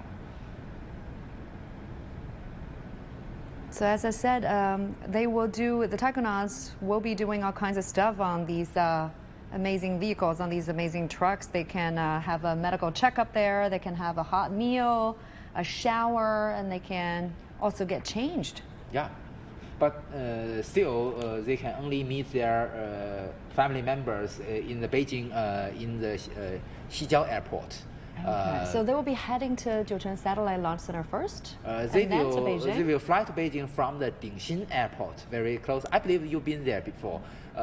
Very close to Jiuquan Satellite Launch Center, and then to the Xijiao Airport in Beijing. But they will only meet their family members in the very short term, and they will have a quarantine procedure for several weeks to avoid any infection of the virus. Where will they be going through quarantine? Beijing? Yes, they will be quarantined in Space City of Beijing. Okay, so immediately after this, where are they heading? 医监医保人员正在进行航天员座椅安装，报告完毕。东风明白。I believe they will go out soon. Yeah, they're setting up seats. The ground staff are preparing the seats for them. Well, what you ask, you know that the quarantine procedure is conducted in the Beijing city. You know that there is a apartment of the astronaut in the space city. I've been there in 10 years before, And they usually, during their training, usually the astronauts stay there, not in their home. And the quarantine also conducted there. And the hatch is only about 60 to 70 centimeters wide, so it's not that easy to get them out. Plus, they're wearing these IVA suits. The hatch we can see now is also the hatch between the re-entry capsule and the orbital module. Right. So we only have one hatch on our re-entry capsule, and very small. Yeah, there's no side hatch. Yeah. But for the future, our second generation manned spaceship called Mengzhou, it will have a side hatch because it adopted a two-module design, only the re-entry capsule and the service module. So it must have the front hatch to go into the lunar lander. And also we have a side hatch during the launch and during the re-entry. So very soon we're going to see the Shenzhou-17 crew being helped out of the return capsule one at a time. Yep. But what are the things to be paid special attention to during that process? They must move very slowly. Because you know that comparing with themselves, their bones are relatively weak than before. So we must be very careful. Although, you know that in abnormal conditions, the astronauts can save themselves, but still, we must be careful. And they will be carried out of the capsule by the ground staff. Why is that? As I mentioned, if they move by themselves, maybe it is, although it is, they do have little chances, but still it is possible to break the bones. I mean, this landing is pretty smooth. The capsule managed to Quite land. Right. Yeah. It's very smooth, the whole procedure. Yeah.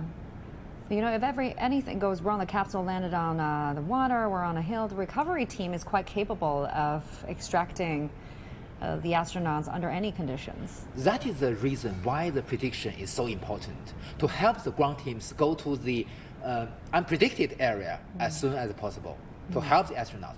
On the other hand, all the astronauts, no exception, must be trained to have their ability to survive in the wild field for at least 2 days. So all these, they mentioned that perhaps the most tough training for them is survival training in the Gobi Desert for 2 days. Then they even need to drink their own urine. Oh no! To save the water, because they only have limited water. And also they have pistols to protect them from the wild animals. Wow.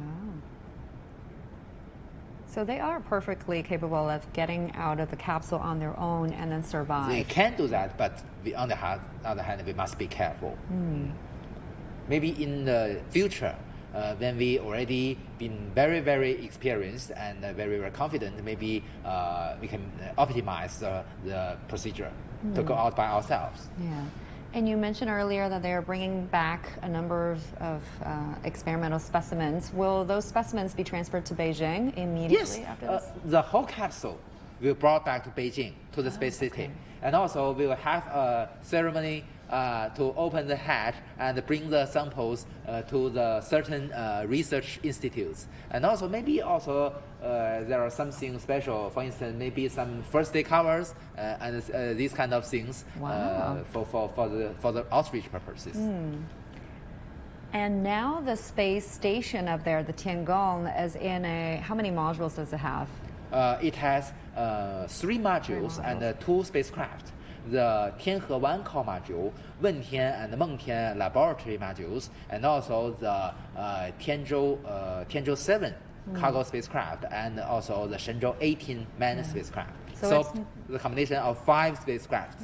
It's much bigger than it was in the very beginning, but there are plans to expand it into an even bigger one. Yes. You know that I took the pictures of the trajectory of our Tiangong space station in now sky of Beijing several years before. And you know that because Tiangong is much bigger than early our Tiangong 1 and Tiangong 2, so the trajectory is much more brighter than before.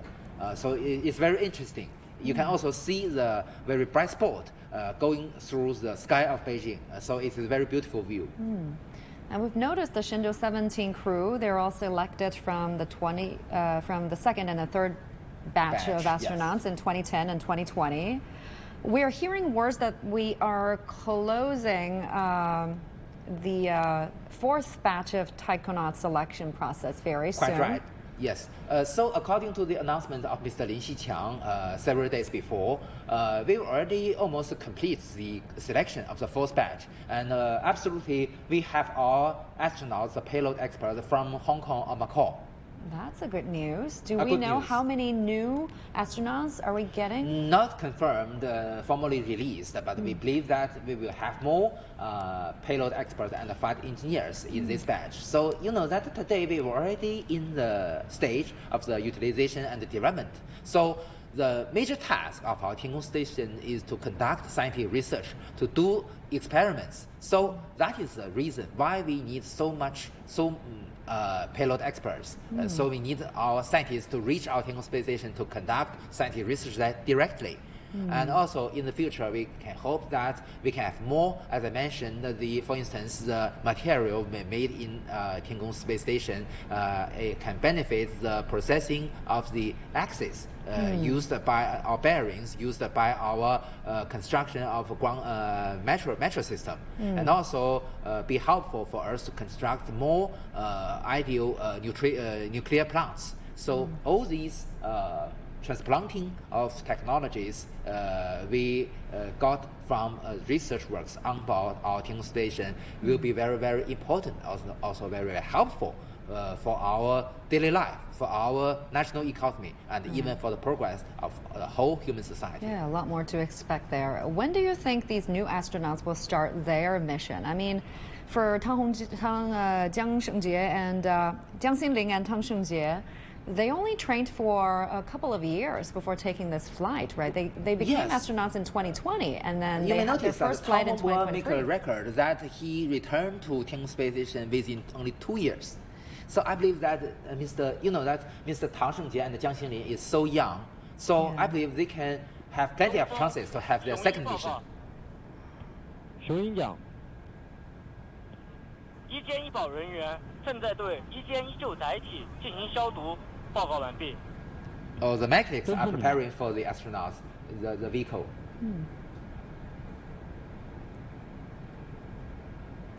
And according to authorities, it's very likely that the new astronauts could be a part of the moon landing mission of China. So also, according to Mr. Yang Liwei, our space hero, also today, the deputy chief designer of China Manned Space Program, all the crew members attending China's human mission to the moon must have their experience in our Tiangong space station. So this is a basic requirement. You know that although the human missions to the moon is much shorter than the space station mission. You know, today our Tiangong space station, all missions last for half a year. Right. But you know, for a moon mission, usually it lasts for 1 or 2 weeks. So it's much shorter than the Tiangong missions, but it's much more dangerous and more challenging than the Tiangong missions, because to go into the moon, we have so many critical steps, and each step is important, each step is dangerous. So they must have the ability to handle all kinds of things. So I believe that's why we choose so many young guys for our future missions, because they must be trained first and have the experience. This will be very helpful. Just as we see today, they will experience the launch process, the return, and all these are also very risky. And for them to have a better understanding of the real space missions, and this can be recognized as a good preparation for the future missions to the moon. So we can expect to see all those young astronauts doing rotations up there at the Tiangong space station in preparation for the moon landing. Yes, and also there is a joke. You know that you were already during your introduction to Mr. Jiang Xinling. You know that before he became a fighter pilot, he can drive tanks. So there is a rumor that he is the most ideal choice for the future, the one to drive the rovers on the moon surface. So we're standing by for the egress. We're hearing words that the flight commander will come out from the capsule very soon. He will take a few minutes to speak to the press after exiting the re-entry capsule. Yeah, I believe your colleagues from the CMG will ask us questions to maybe Mr. Tang Hongbo first. Yeah. So we can still see the twilight of the near the Gobi Desert, near the CGTN Satellite Launch Center. So this is a really beautiful view of the re-entry capsule. And it looks like a bio, you consider about it. But the new generation, our Mengzhou spaceship will be much different from this one. It will be much bigger than the Shenzhou re-entry capsule. And it can have 7 crew members if it goes to the Tiangong space station. What about commercial space travel? Do China have plans to achieve that soon? Yes, absolutely. You know that, as we mentioned, space tourism is a very hot topic today in commercial space field. So you know that today many private companies in China are preparing for suborbital space travel.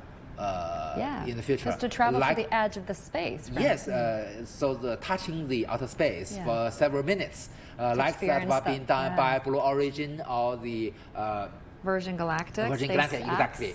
So China's many private companies are also preparing for this kind of business. But you know, for the orbital travel today, we can only use our based on our China manned space program. But as I mentioned, you know that in the future, the new generation of China's manned spaceship can have up to 7 crew members to our Tiangong space station. So it is quite possible, I believe, from my personal view, to have the tourists inside this crew. And by what stage will we see foreign astronauts, from other countries also living and working in the Tiangong station alongside with Chinese astronauts? Well, sooner or later, we can see the foreign astronauts to visit the Tiangong space station via our Shenzhou spaceship. I believe that this will happen within several years during the operation phase of our Tiangong space station. So the preparation work, as announced formally by China Manned Space Agency, we are now in the preparation of this mission. And also, you know that why this is really important, not only because people care about it, because you know that we still recognize ourselves with China is not an advanced country in space field. For becoming an advanced country in space field, we have all kinds of criteria. For the China Manned Space Program, not only landing on the moon, walking on the moon will be one criteria, but the international cooperation will be very important factor for becoming an advanced country. So we have contact with all the space agencies in other countries, and it is quite possible, as we discussed, to have seen the foreign astronauts to stay in Tiangong space station. Yeah, talk to us about what kind of vision, does China have for international cooperation on board its Tiangong space station, and what areas do you see that kind of cooperation emerging the most effectively?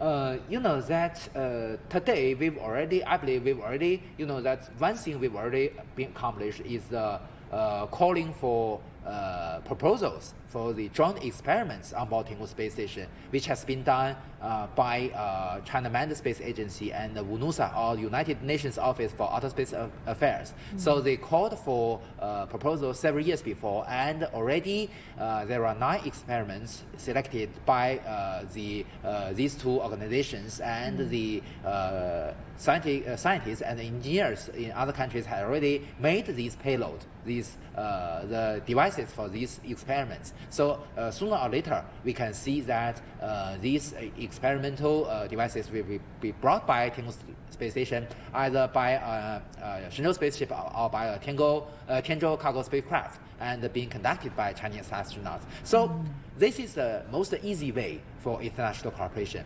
We can more frequently to see this kind of cooperation. But in the future, also, as you also mentioned, will be the visit of the foreign astronauts. But it is not the end of a cooperation. So in the future, the third level will be the visit of the spacecraft from other countries. 请问讲，动幺航天员出舱前准备完毕，报告完毕。 Great, Mr. Tang Hongbo will go out. Yeah, looks like they are ready to proceed with the exit process. Yep. More medics arriving. There are quite a number of people helping them to get out. Now, getting out of the capsule may seem simple, but there's some nuances associated with it. You certainly want to be aware that it's the crew's first time back in gravity in quite a long time. More than half a year. As I mentioned, 188 days. Yeah. So the ground crew wants to make sure that when the crew gets out of the vehicle, they're doing it as safely as possible and also as comfortable as they can let them. Not only they experience the zero-G for more than half a year, also they have already just experienced the G forces and intensive vibration several minutes before. So that is why the reason we must be very, very careful.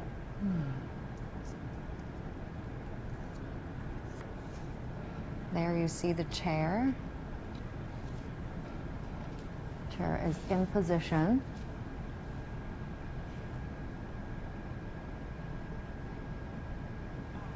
Dongfeng, 雄鹰报告。雄鹰讲。动幺航天员准备出舱，报告完毕。东风明白。It's a go for Mr. Tang Hongbo.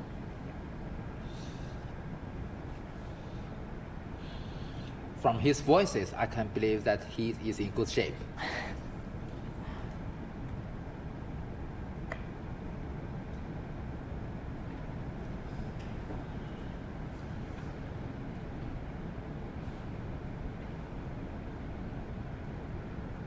There you have it.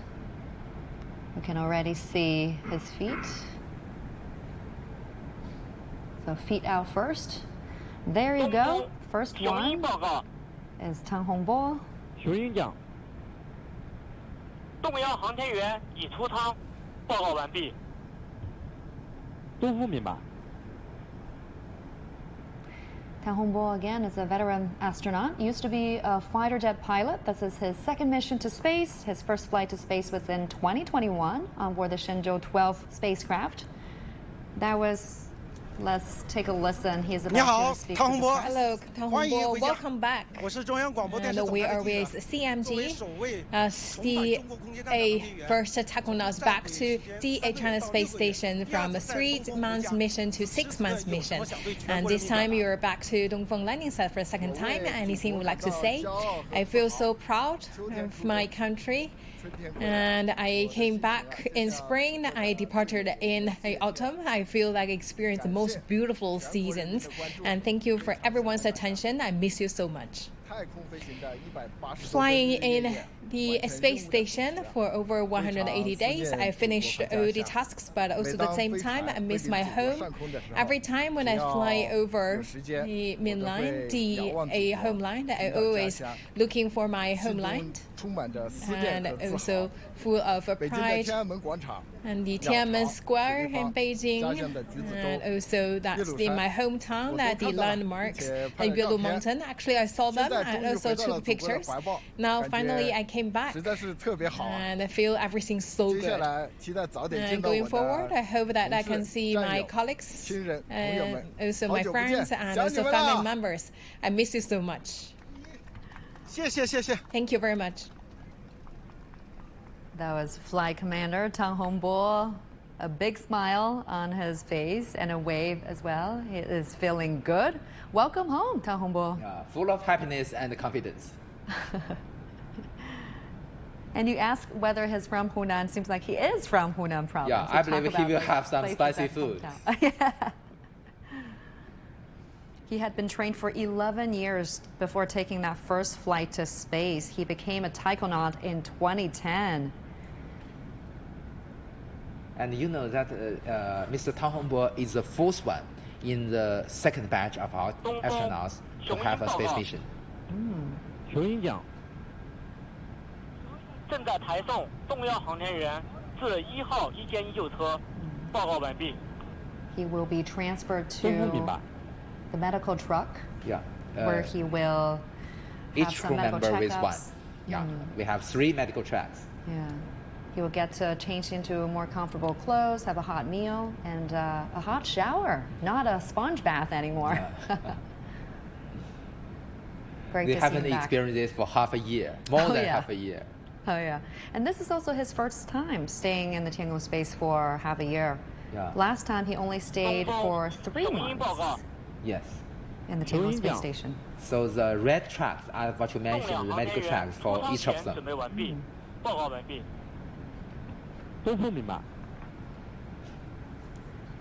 So the astronauts will stay in the truck for about 40 minutes to an hour.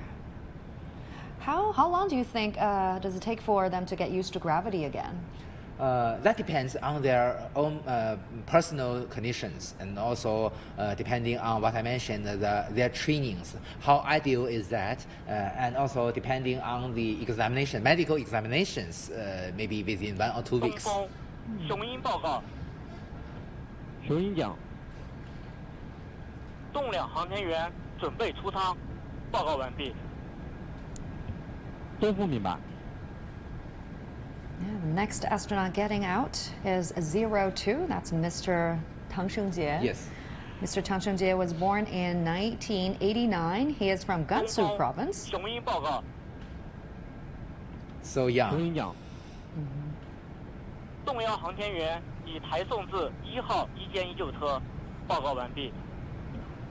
都不明白。 And Mr. Tang Shengjie is the youngest astronaut in China who conducted an EVA. Wow. So he also made the record. Yeah, this is his first flight to space, and already is making records, breaking records. 东风雄鹰报告。 And there you have it. Welcome home, Tang Shungjie. 动两航天员已出舱，报告完毕。都不明白。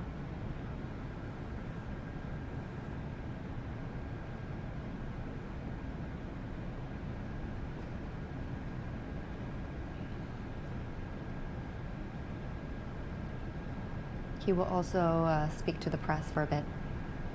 唐师姐你好，欢迎回家。 Hello, welcome back, 首次 Tang 飞行 Shungjie, for your first 就 time 完成了全 fly, 部基地 and 任 you 务 finish 此时 all 此刻 the 有什么 assigned 想跟大家 tasks. 分享的？ Anything you'd like to share with us? 时隔半年啊，又回到 Now, 美丽地球。 after the half a year, I came back to the Earth. I'm very excited, but also I would like to say a big thank you to my motherland, and also 接续奋斗的航天人， appreciate the hard work made by the generations of people involved in this industry, and with the efforts of 我 the 们齐心协力，共同 my 完成 team 了 and 所有 also 的 that's 基地 the 任务。 ground team. We finished 对我来说 all 呢 the 6 missions, 个月 and for me, 是 that's 6 months. 为之6个月的学习之旅。 Mission is also a learning journey for me, and also a journey for exploration. I learned a lot. 星空浩瀚无比， There is a vast universe, and there is no end for me to continue to 实现 explore. 飞天的梦想。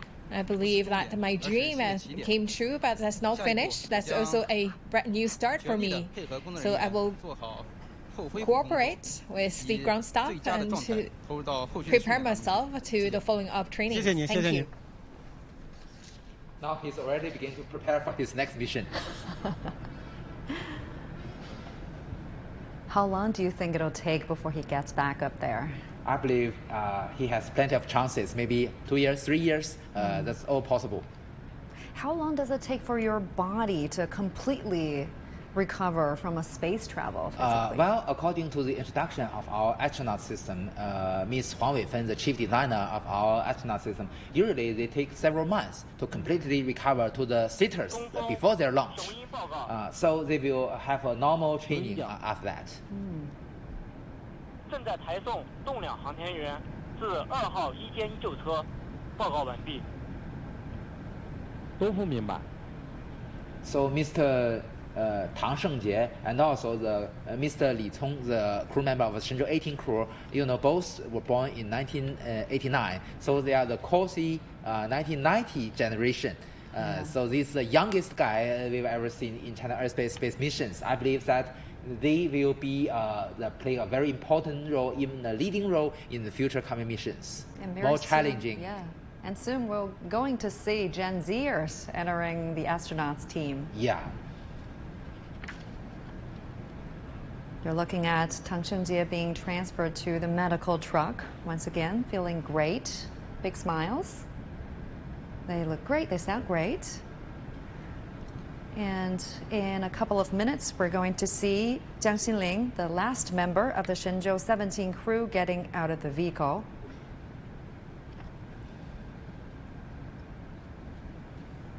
How long does the rehab training usually last? several months? It also depends. You know that different people have different physical conditions. So also it depends on, as I mentioned, the examination by the medics. I bet their first meals on the truck must be really good. And based on what they favorite, their own favorite. 雄鹰奖。栋梁航天员已抬送至2号一间急救车，报告完毕。都不明白。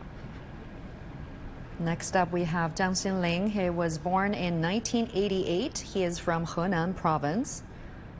Used to be a pilot from the Air Force and became a taikonaut in 2020, just as Tang Shunjie did. So the two had been training together for quite some while, and then became a team. This is also his first flight to space.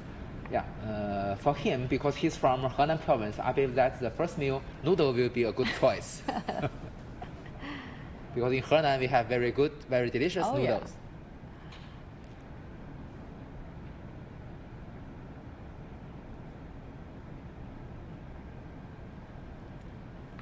I'm sure their colleagues up there, the Shenzhou-17 crew, are watching this very closely too. With the help of Tianlian data relay satellite, the Shenzhou-17 crew can watch the whole live coverage directly.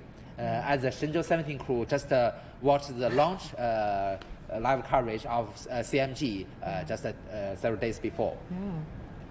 东风，雄鹰报告。雄鹰奖。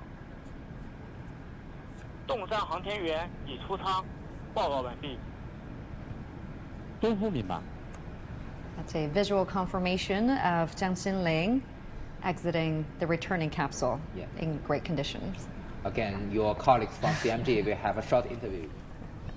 江心凌，欢迎回家。 Hello, good to see you, Jiang Xinling. Welcome 从 back. 太空家园回到地球家 From 园， the home 此时此 in 刻感觉如 space 何？ back to 有 the 什么想说 home 的？ in the blue planet. Anything you'd 太 like to 空 share 出差 with 的 us? 这半年时 The 间里 trip 啊， to the space, it's half a year. Every day, actually, it's a full-packed schedule, and every day is full of miracles for me.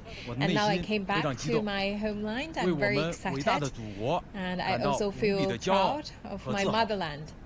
后续啊，我会 Going forward, I will work hard 恢复工作。 to recover myself, and I hope to get back to the space as early as possible. Thank you. 3名航天员稍后会转移到旁边的一间医保车上，然后进行大概140分钟的重力再适应。 Once again, 结束之后呢， all the 然后3 three 名航天 crew 员分 members 别 of 会搭乘 Shenzhou-17 3架直升机，然后 successfully 转移到附近的机场， landed 然后 on 再 Mother 乘坐 Earth 包机回到北 and 京进 exited 行 the 恢 re-entry 复疗养。 capsule. 这是总台记者从着陆现场发回的报道。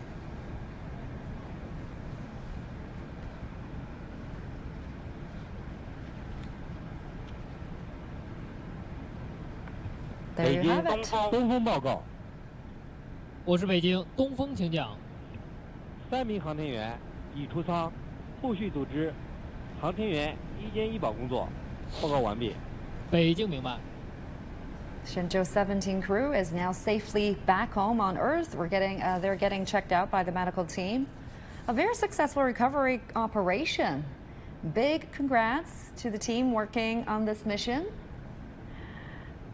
And from all of us, welcome home, Shenzhou-17. It's been a pleasure sharing that incredible journey with all of you. 各号注意，我是北京。 飞船返回舱正常返回。 The capsule returned safely back to Dongfeng landing site. The 3 tackonauts are in good condition, and Shenzhou-17 crew mission a complete success.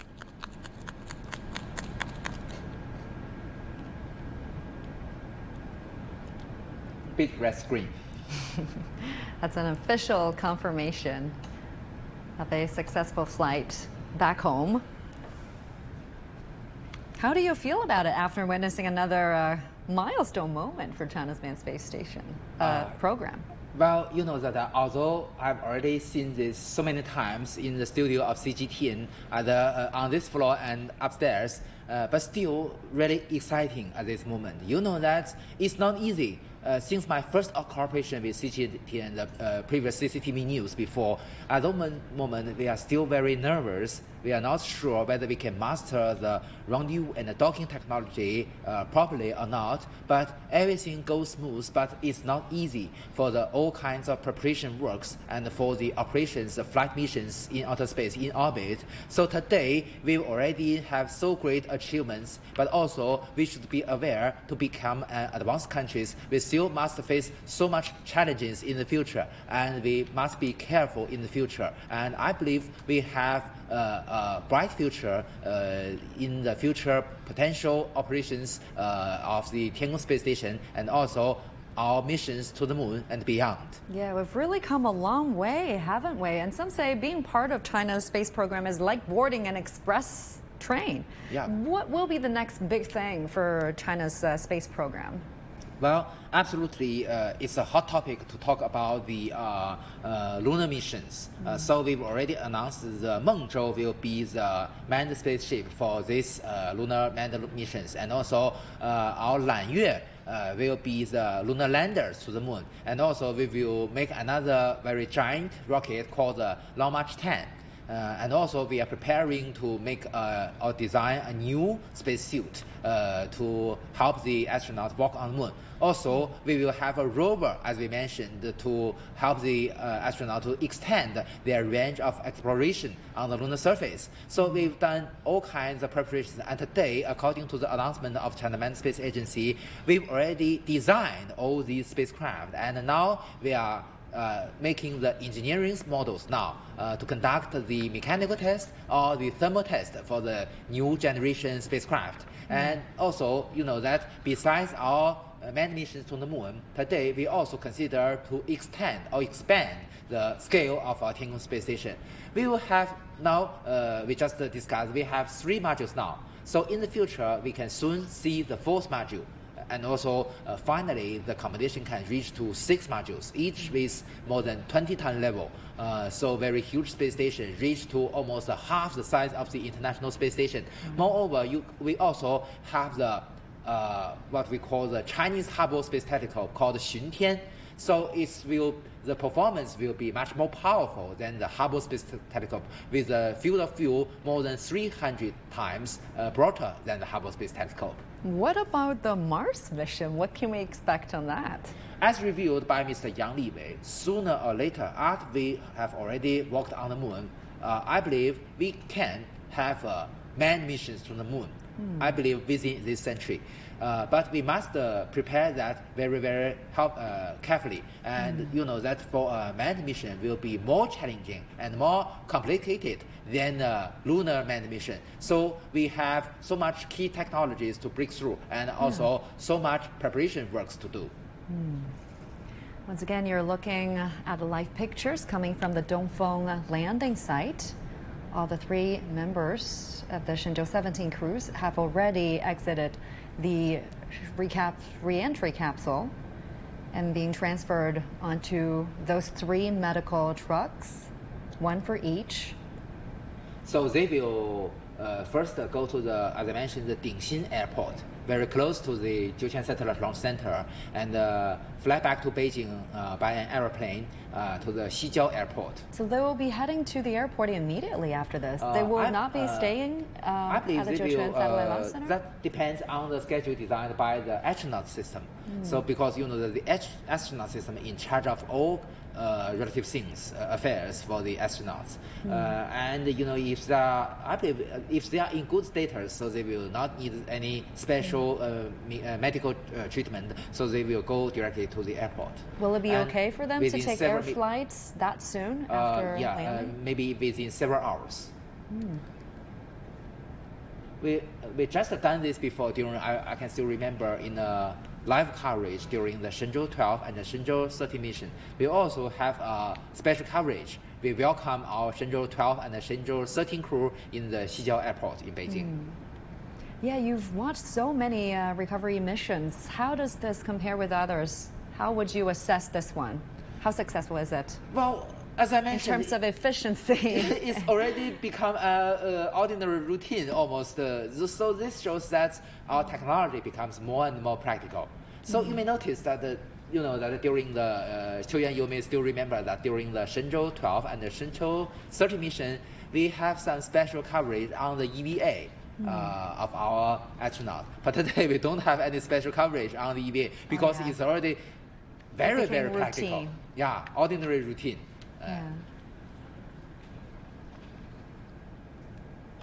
It's almost about an hour after touchdown.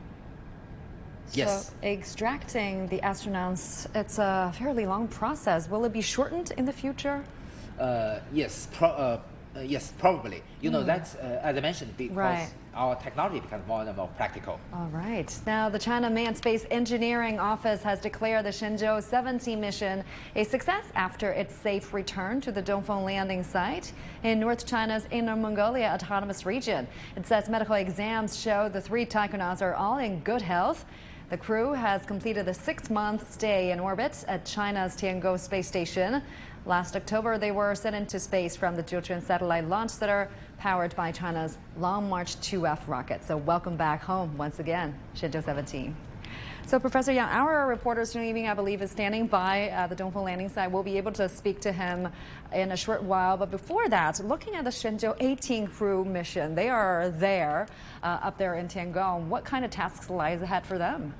Well, they were very interesting. As we've already discussed during the launch of Shenzhou, they will have their fish, feeding the fish in outer space. So this is the first time, although you know that the other countries have already brought mice to the International Space Station, but still the first step is really important for us. So this is a really important and really meaningful experiment for our Shenzhou-18 crew. Of course, it is a little bit challenging because they must keep the health.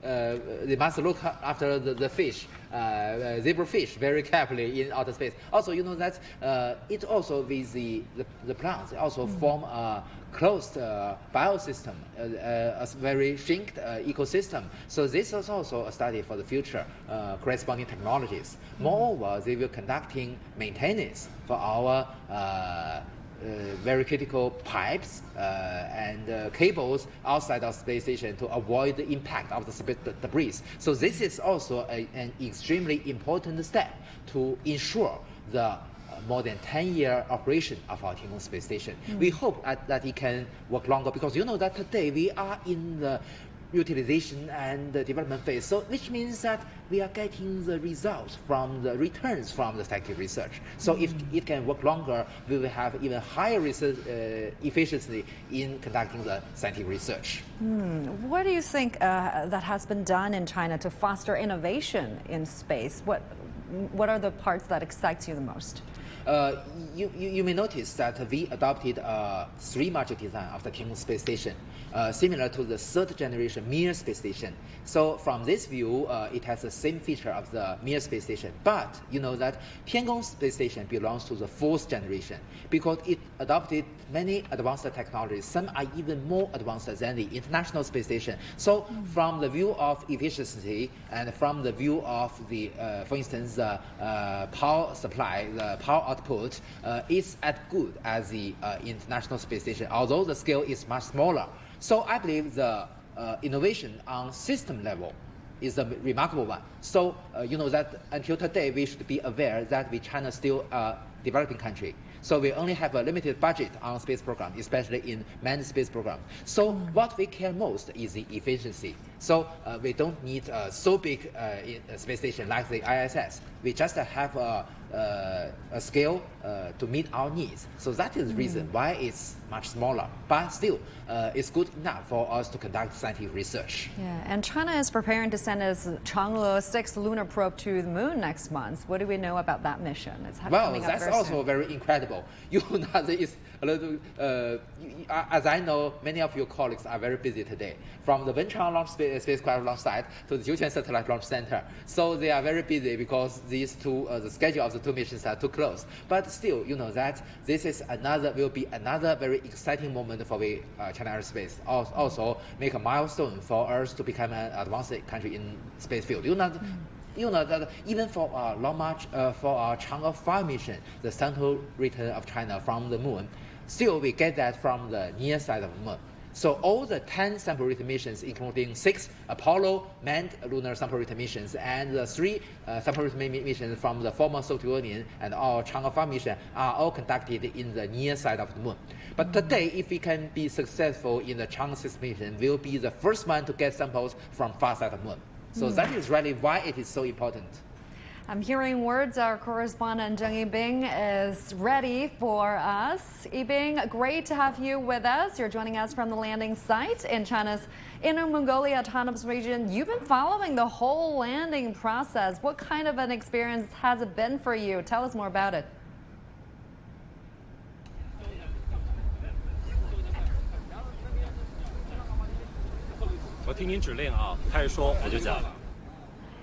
Yibing, you're on.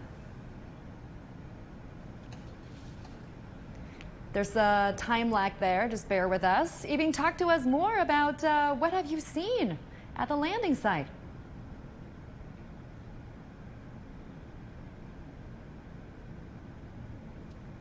Yibing, if you're with me, you're on now. Talk to us more about it. What are you hearing, what are you seeing around you? Yes, we are actually at the Dongfeng landing site. The 3 crew members of the Shenzhou-17 crew, they have just safely landed about an hour ago. These people have actually been sent into the medical supervision and monitoring and support vehicles. Each one of them has one vehicle, just like the recreational home, after they return from the space. And that's the first stop. Well, we heard that this afternoon, after their landing, they have gone through 3 rounds of medical checks. The first one is inside the re-entry capsule in the distance, and outside the re-entry capsule shortly after that. And then they are in the vehicles, and each one of them is going through the third round of the checks. And we heard from the medical staff from the Astronaut Center of China this afternoon, before they've been sent, transport to the airport and transport to the Beijing and the airspace city.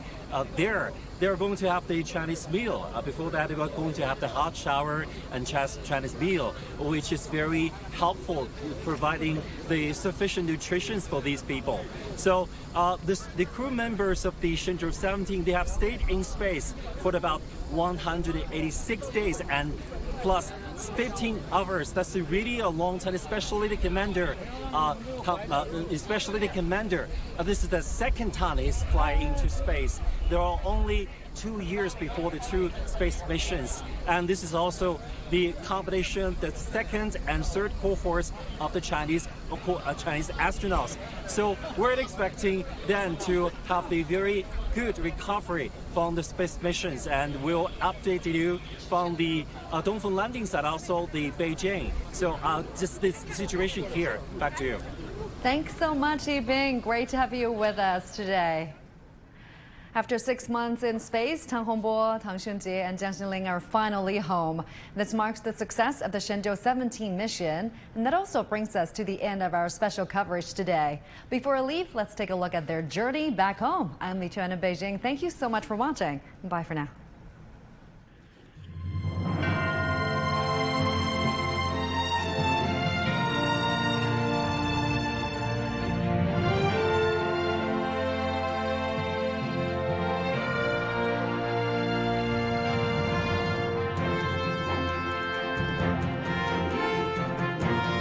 次调姿开始。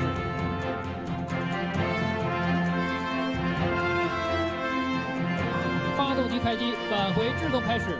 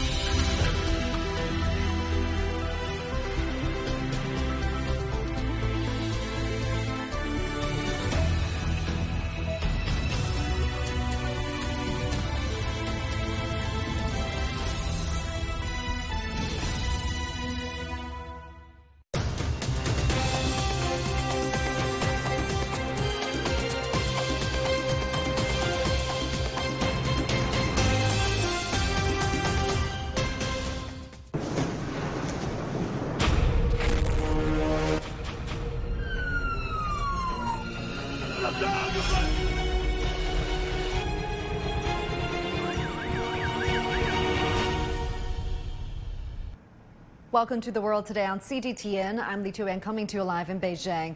Our top story, in Gaza, Hamas says it is studying and preparing a written response to Israel's offer of a 40-day truce. This comes after the latest round of negotiations concluded in Cairo. The latest offer includes the release of hostages captured on October 7th and the prospect of displaced families being allowed back to northern Gaza.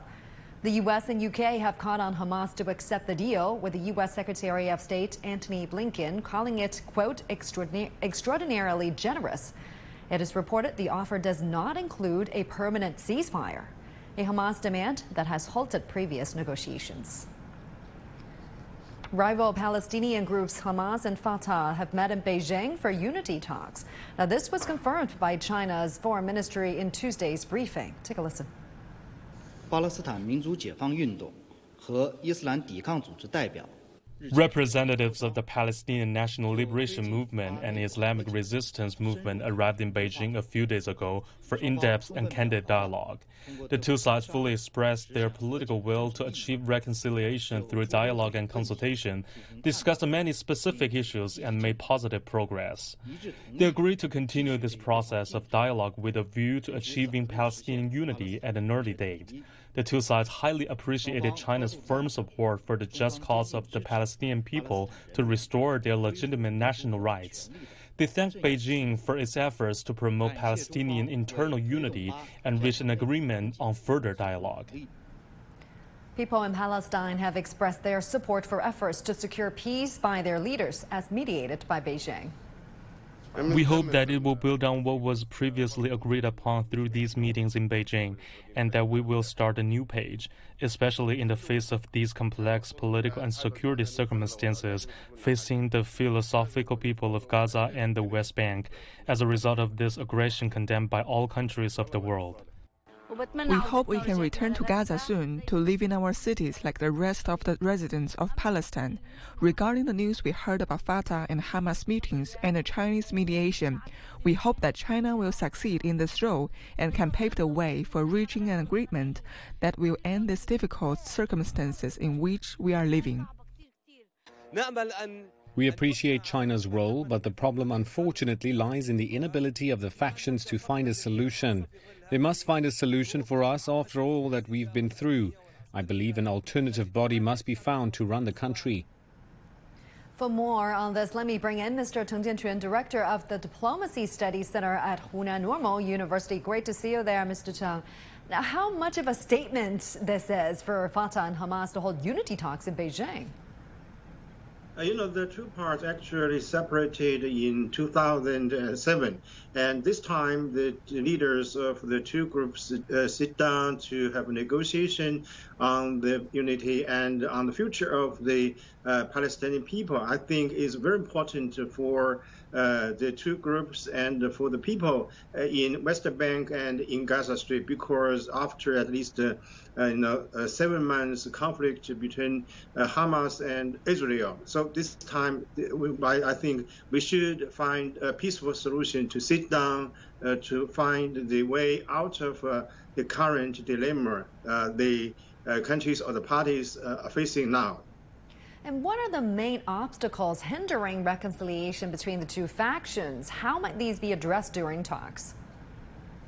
The two groups actually have different approaches to the establishment of a sovereign country. Fatah would like to recognize the plan, the two-state plan, reached in 1967, and Hamas would like to get more lands, and even now, I think Hamas, this group, has not yet recognized the sovereign state of Israel. So this is actually a main obstacle on the way for the two sides to sit down, to have a consensus, to find a way to meet the big gap between the two sides. And how might the outcome of the talks affect the broader Israel-Palestine conflict and international efforts toward a ceasefire? Yeah, this is actually a crucial moment for the two parties to think about the future of the Palestinian people and also for the peace and stability in the region, for the sovereign state establishment of Palestine. So I think the two sides, especially at this moment after 7 months of conflict between Hamas and Israel, actually Hamas is facing a very difficult time, especially the last campaign, initiated by Israel side, will give a strong, strike on Rafah, the last stronghold of Hamas in the southern part of Gaza Strip. So I think this time the two sides should have some more consensus at the mediation of China and some other countries. The international community is waiting for such unity to find a peaceful solution of the conflict in the Middle East. Dr. Teng Jiuquan, thank you so much for analysis and insights. Appreciate it. China has expelled Philippine Coast Guard ship 4410 and government ship 3004 for intruding into waters adjacent to Huangyan Island. The Chinese Foreign Ministry urges the Philippines not to challenge China's determination to safeguard its sovereignty. 黄岩岛是中国的固有领土。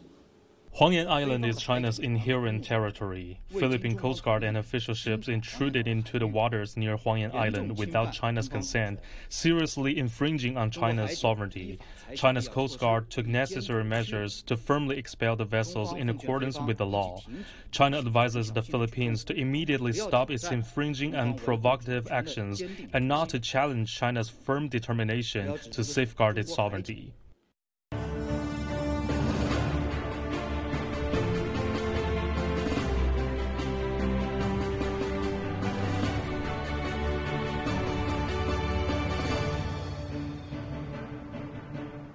The China Manned Space Engineering Office has declared the Shenzhou-17 mission a success after all 3 crew members returned safely at the Dongfeng landing site in northern China's Inner Mongolia Autonomous Region. Officials say the 3 taikonauts have undergone medical examinations, are in good conditions. The crew completed a 6-month stay in orbit at China's Tiangong space station. Last October, they were sent into space from the Jiuquan Satellite Launch Center, powered by China's Long March 2F rocket. And before the return of the Shenzhou-17 crew, CGTN's reporter Zheng Yibing talked to an expert from the Astronaut Center of China on how expert teams help the taikonauts or astronauts readapt to life on Earth and even get ready for potential future missions. Take a listen. The astronauts' recovery starts soon after the return, with a primary focus on helping them readapt to Earth gravity, keep their stamina, and protect their bones and muscles. So the medical staff takes 3 steps for them at the landing site. Medical monitoring and support are conducted first inside the re-entry capsule, judging the health status of the astronauts. Then, we rechecked and confirm it outside the capsule. And finally, we make a more systematic physical check and appraisal, like collecting physiological data and body fluids, recording an electrocardiogram, and having an ultrasound scan. After this, the astronauts will continue to recover for 5 to 6 months. After the period of gradual training and readjustment, there will be an appraisal to decide whether and when they could possibly begin training for the new mission. Take Tang Hongbo of the Shenzhou-17 crew, for example. He only spent 2 years between space missions. This is because of 3 key factors. They are his very good mental and physical health and the scientific health supports and systematic recovery measures in place. And then we will have selection to decide the new crew. Acupoint therapy, which is carried out in space, also continues once taikonauts return to Earth to help them stay healthy and fully recover after the mission. Zheng Yibing, CGTN at the Dongfeng landing site.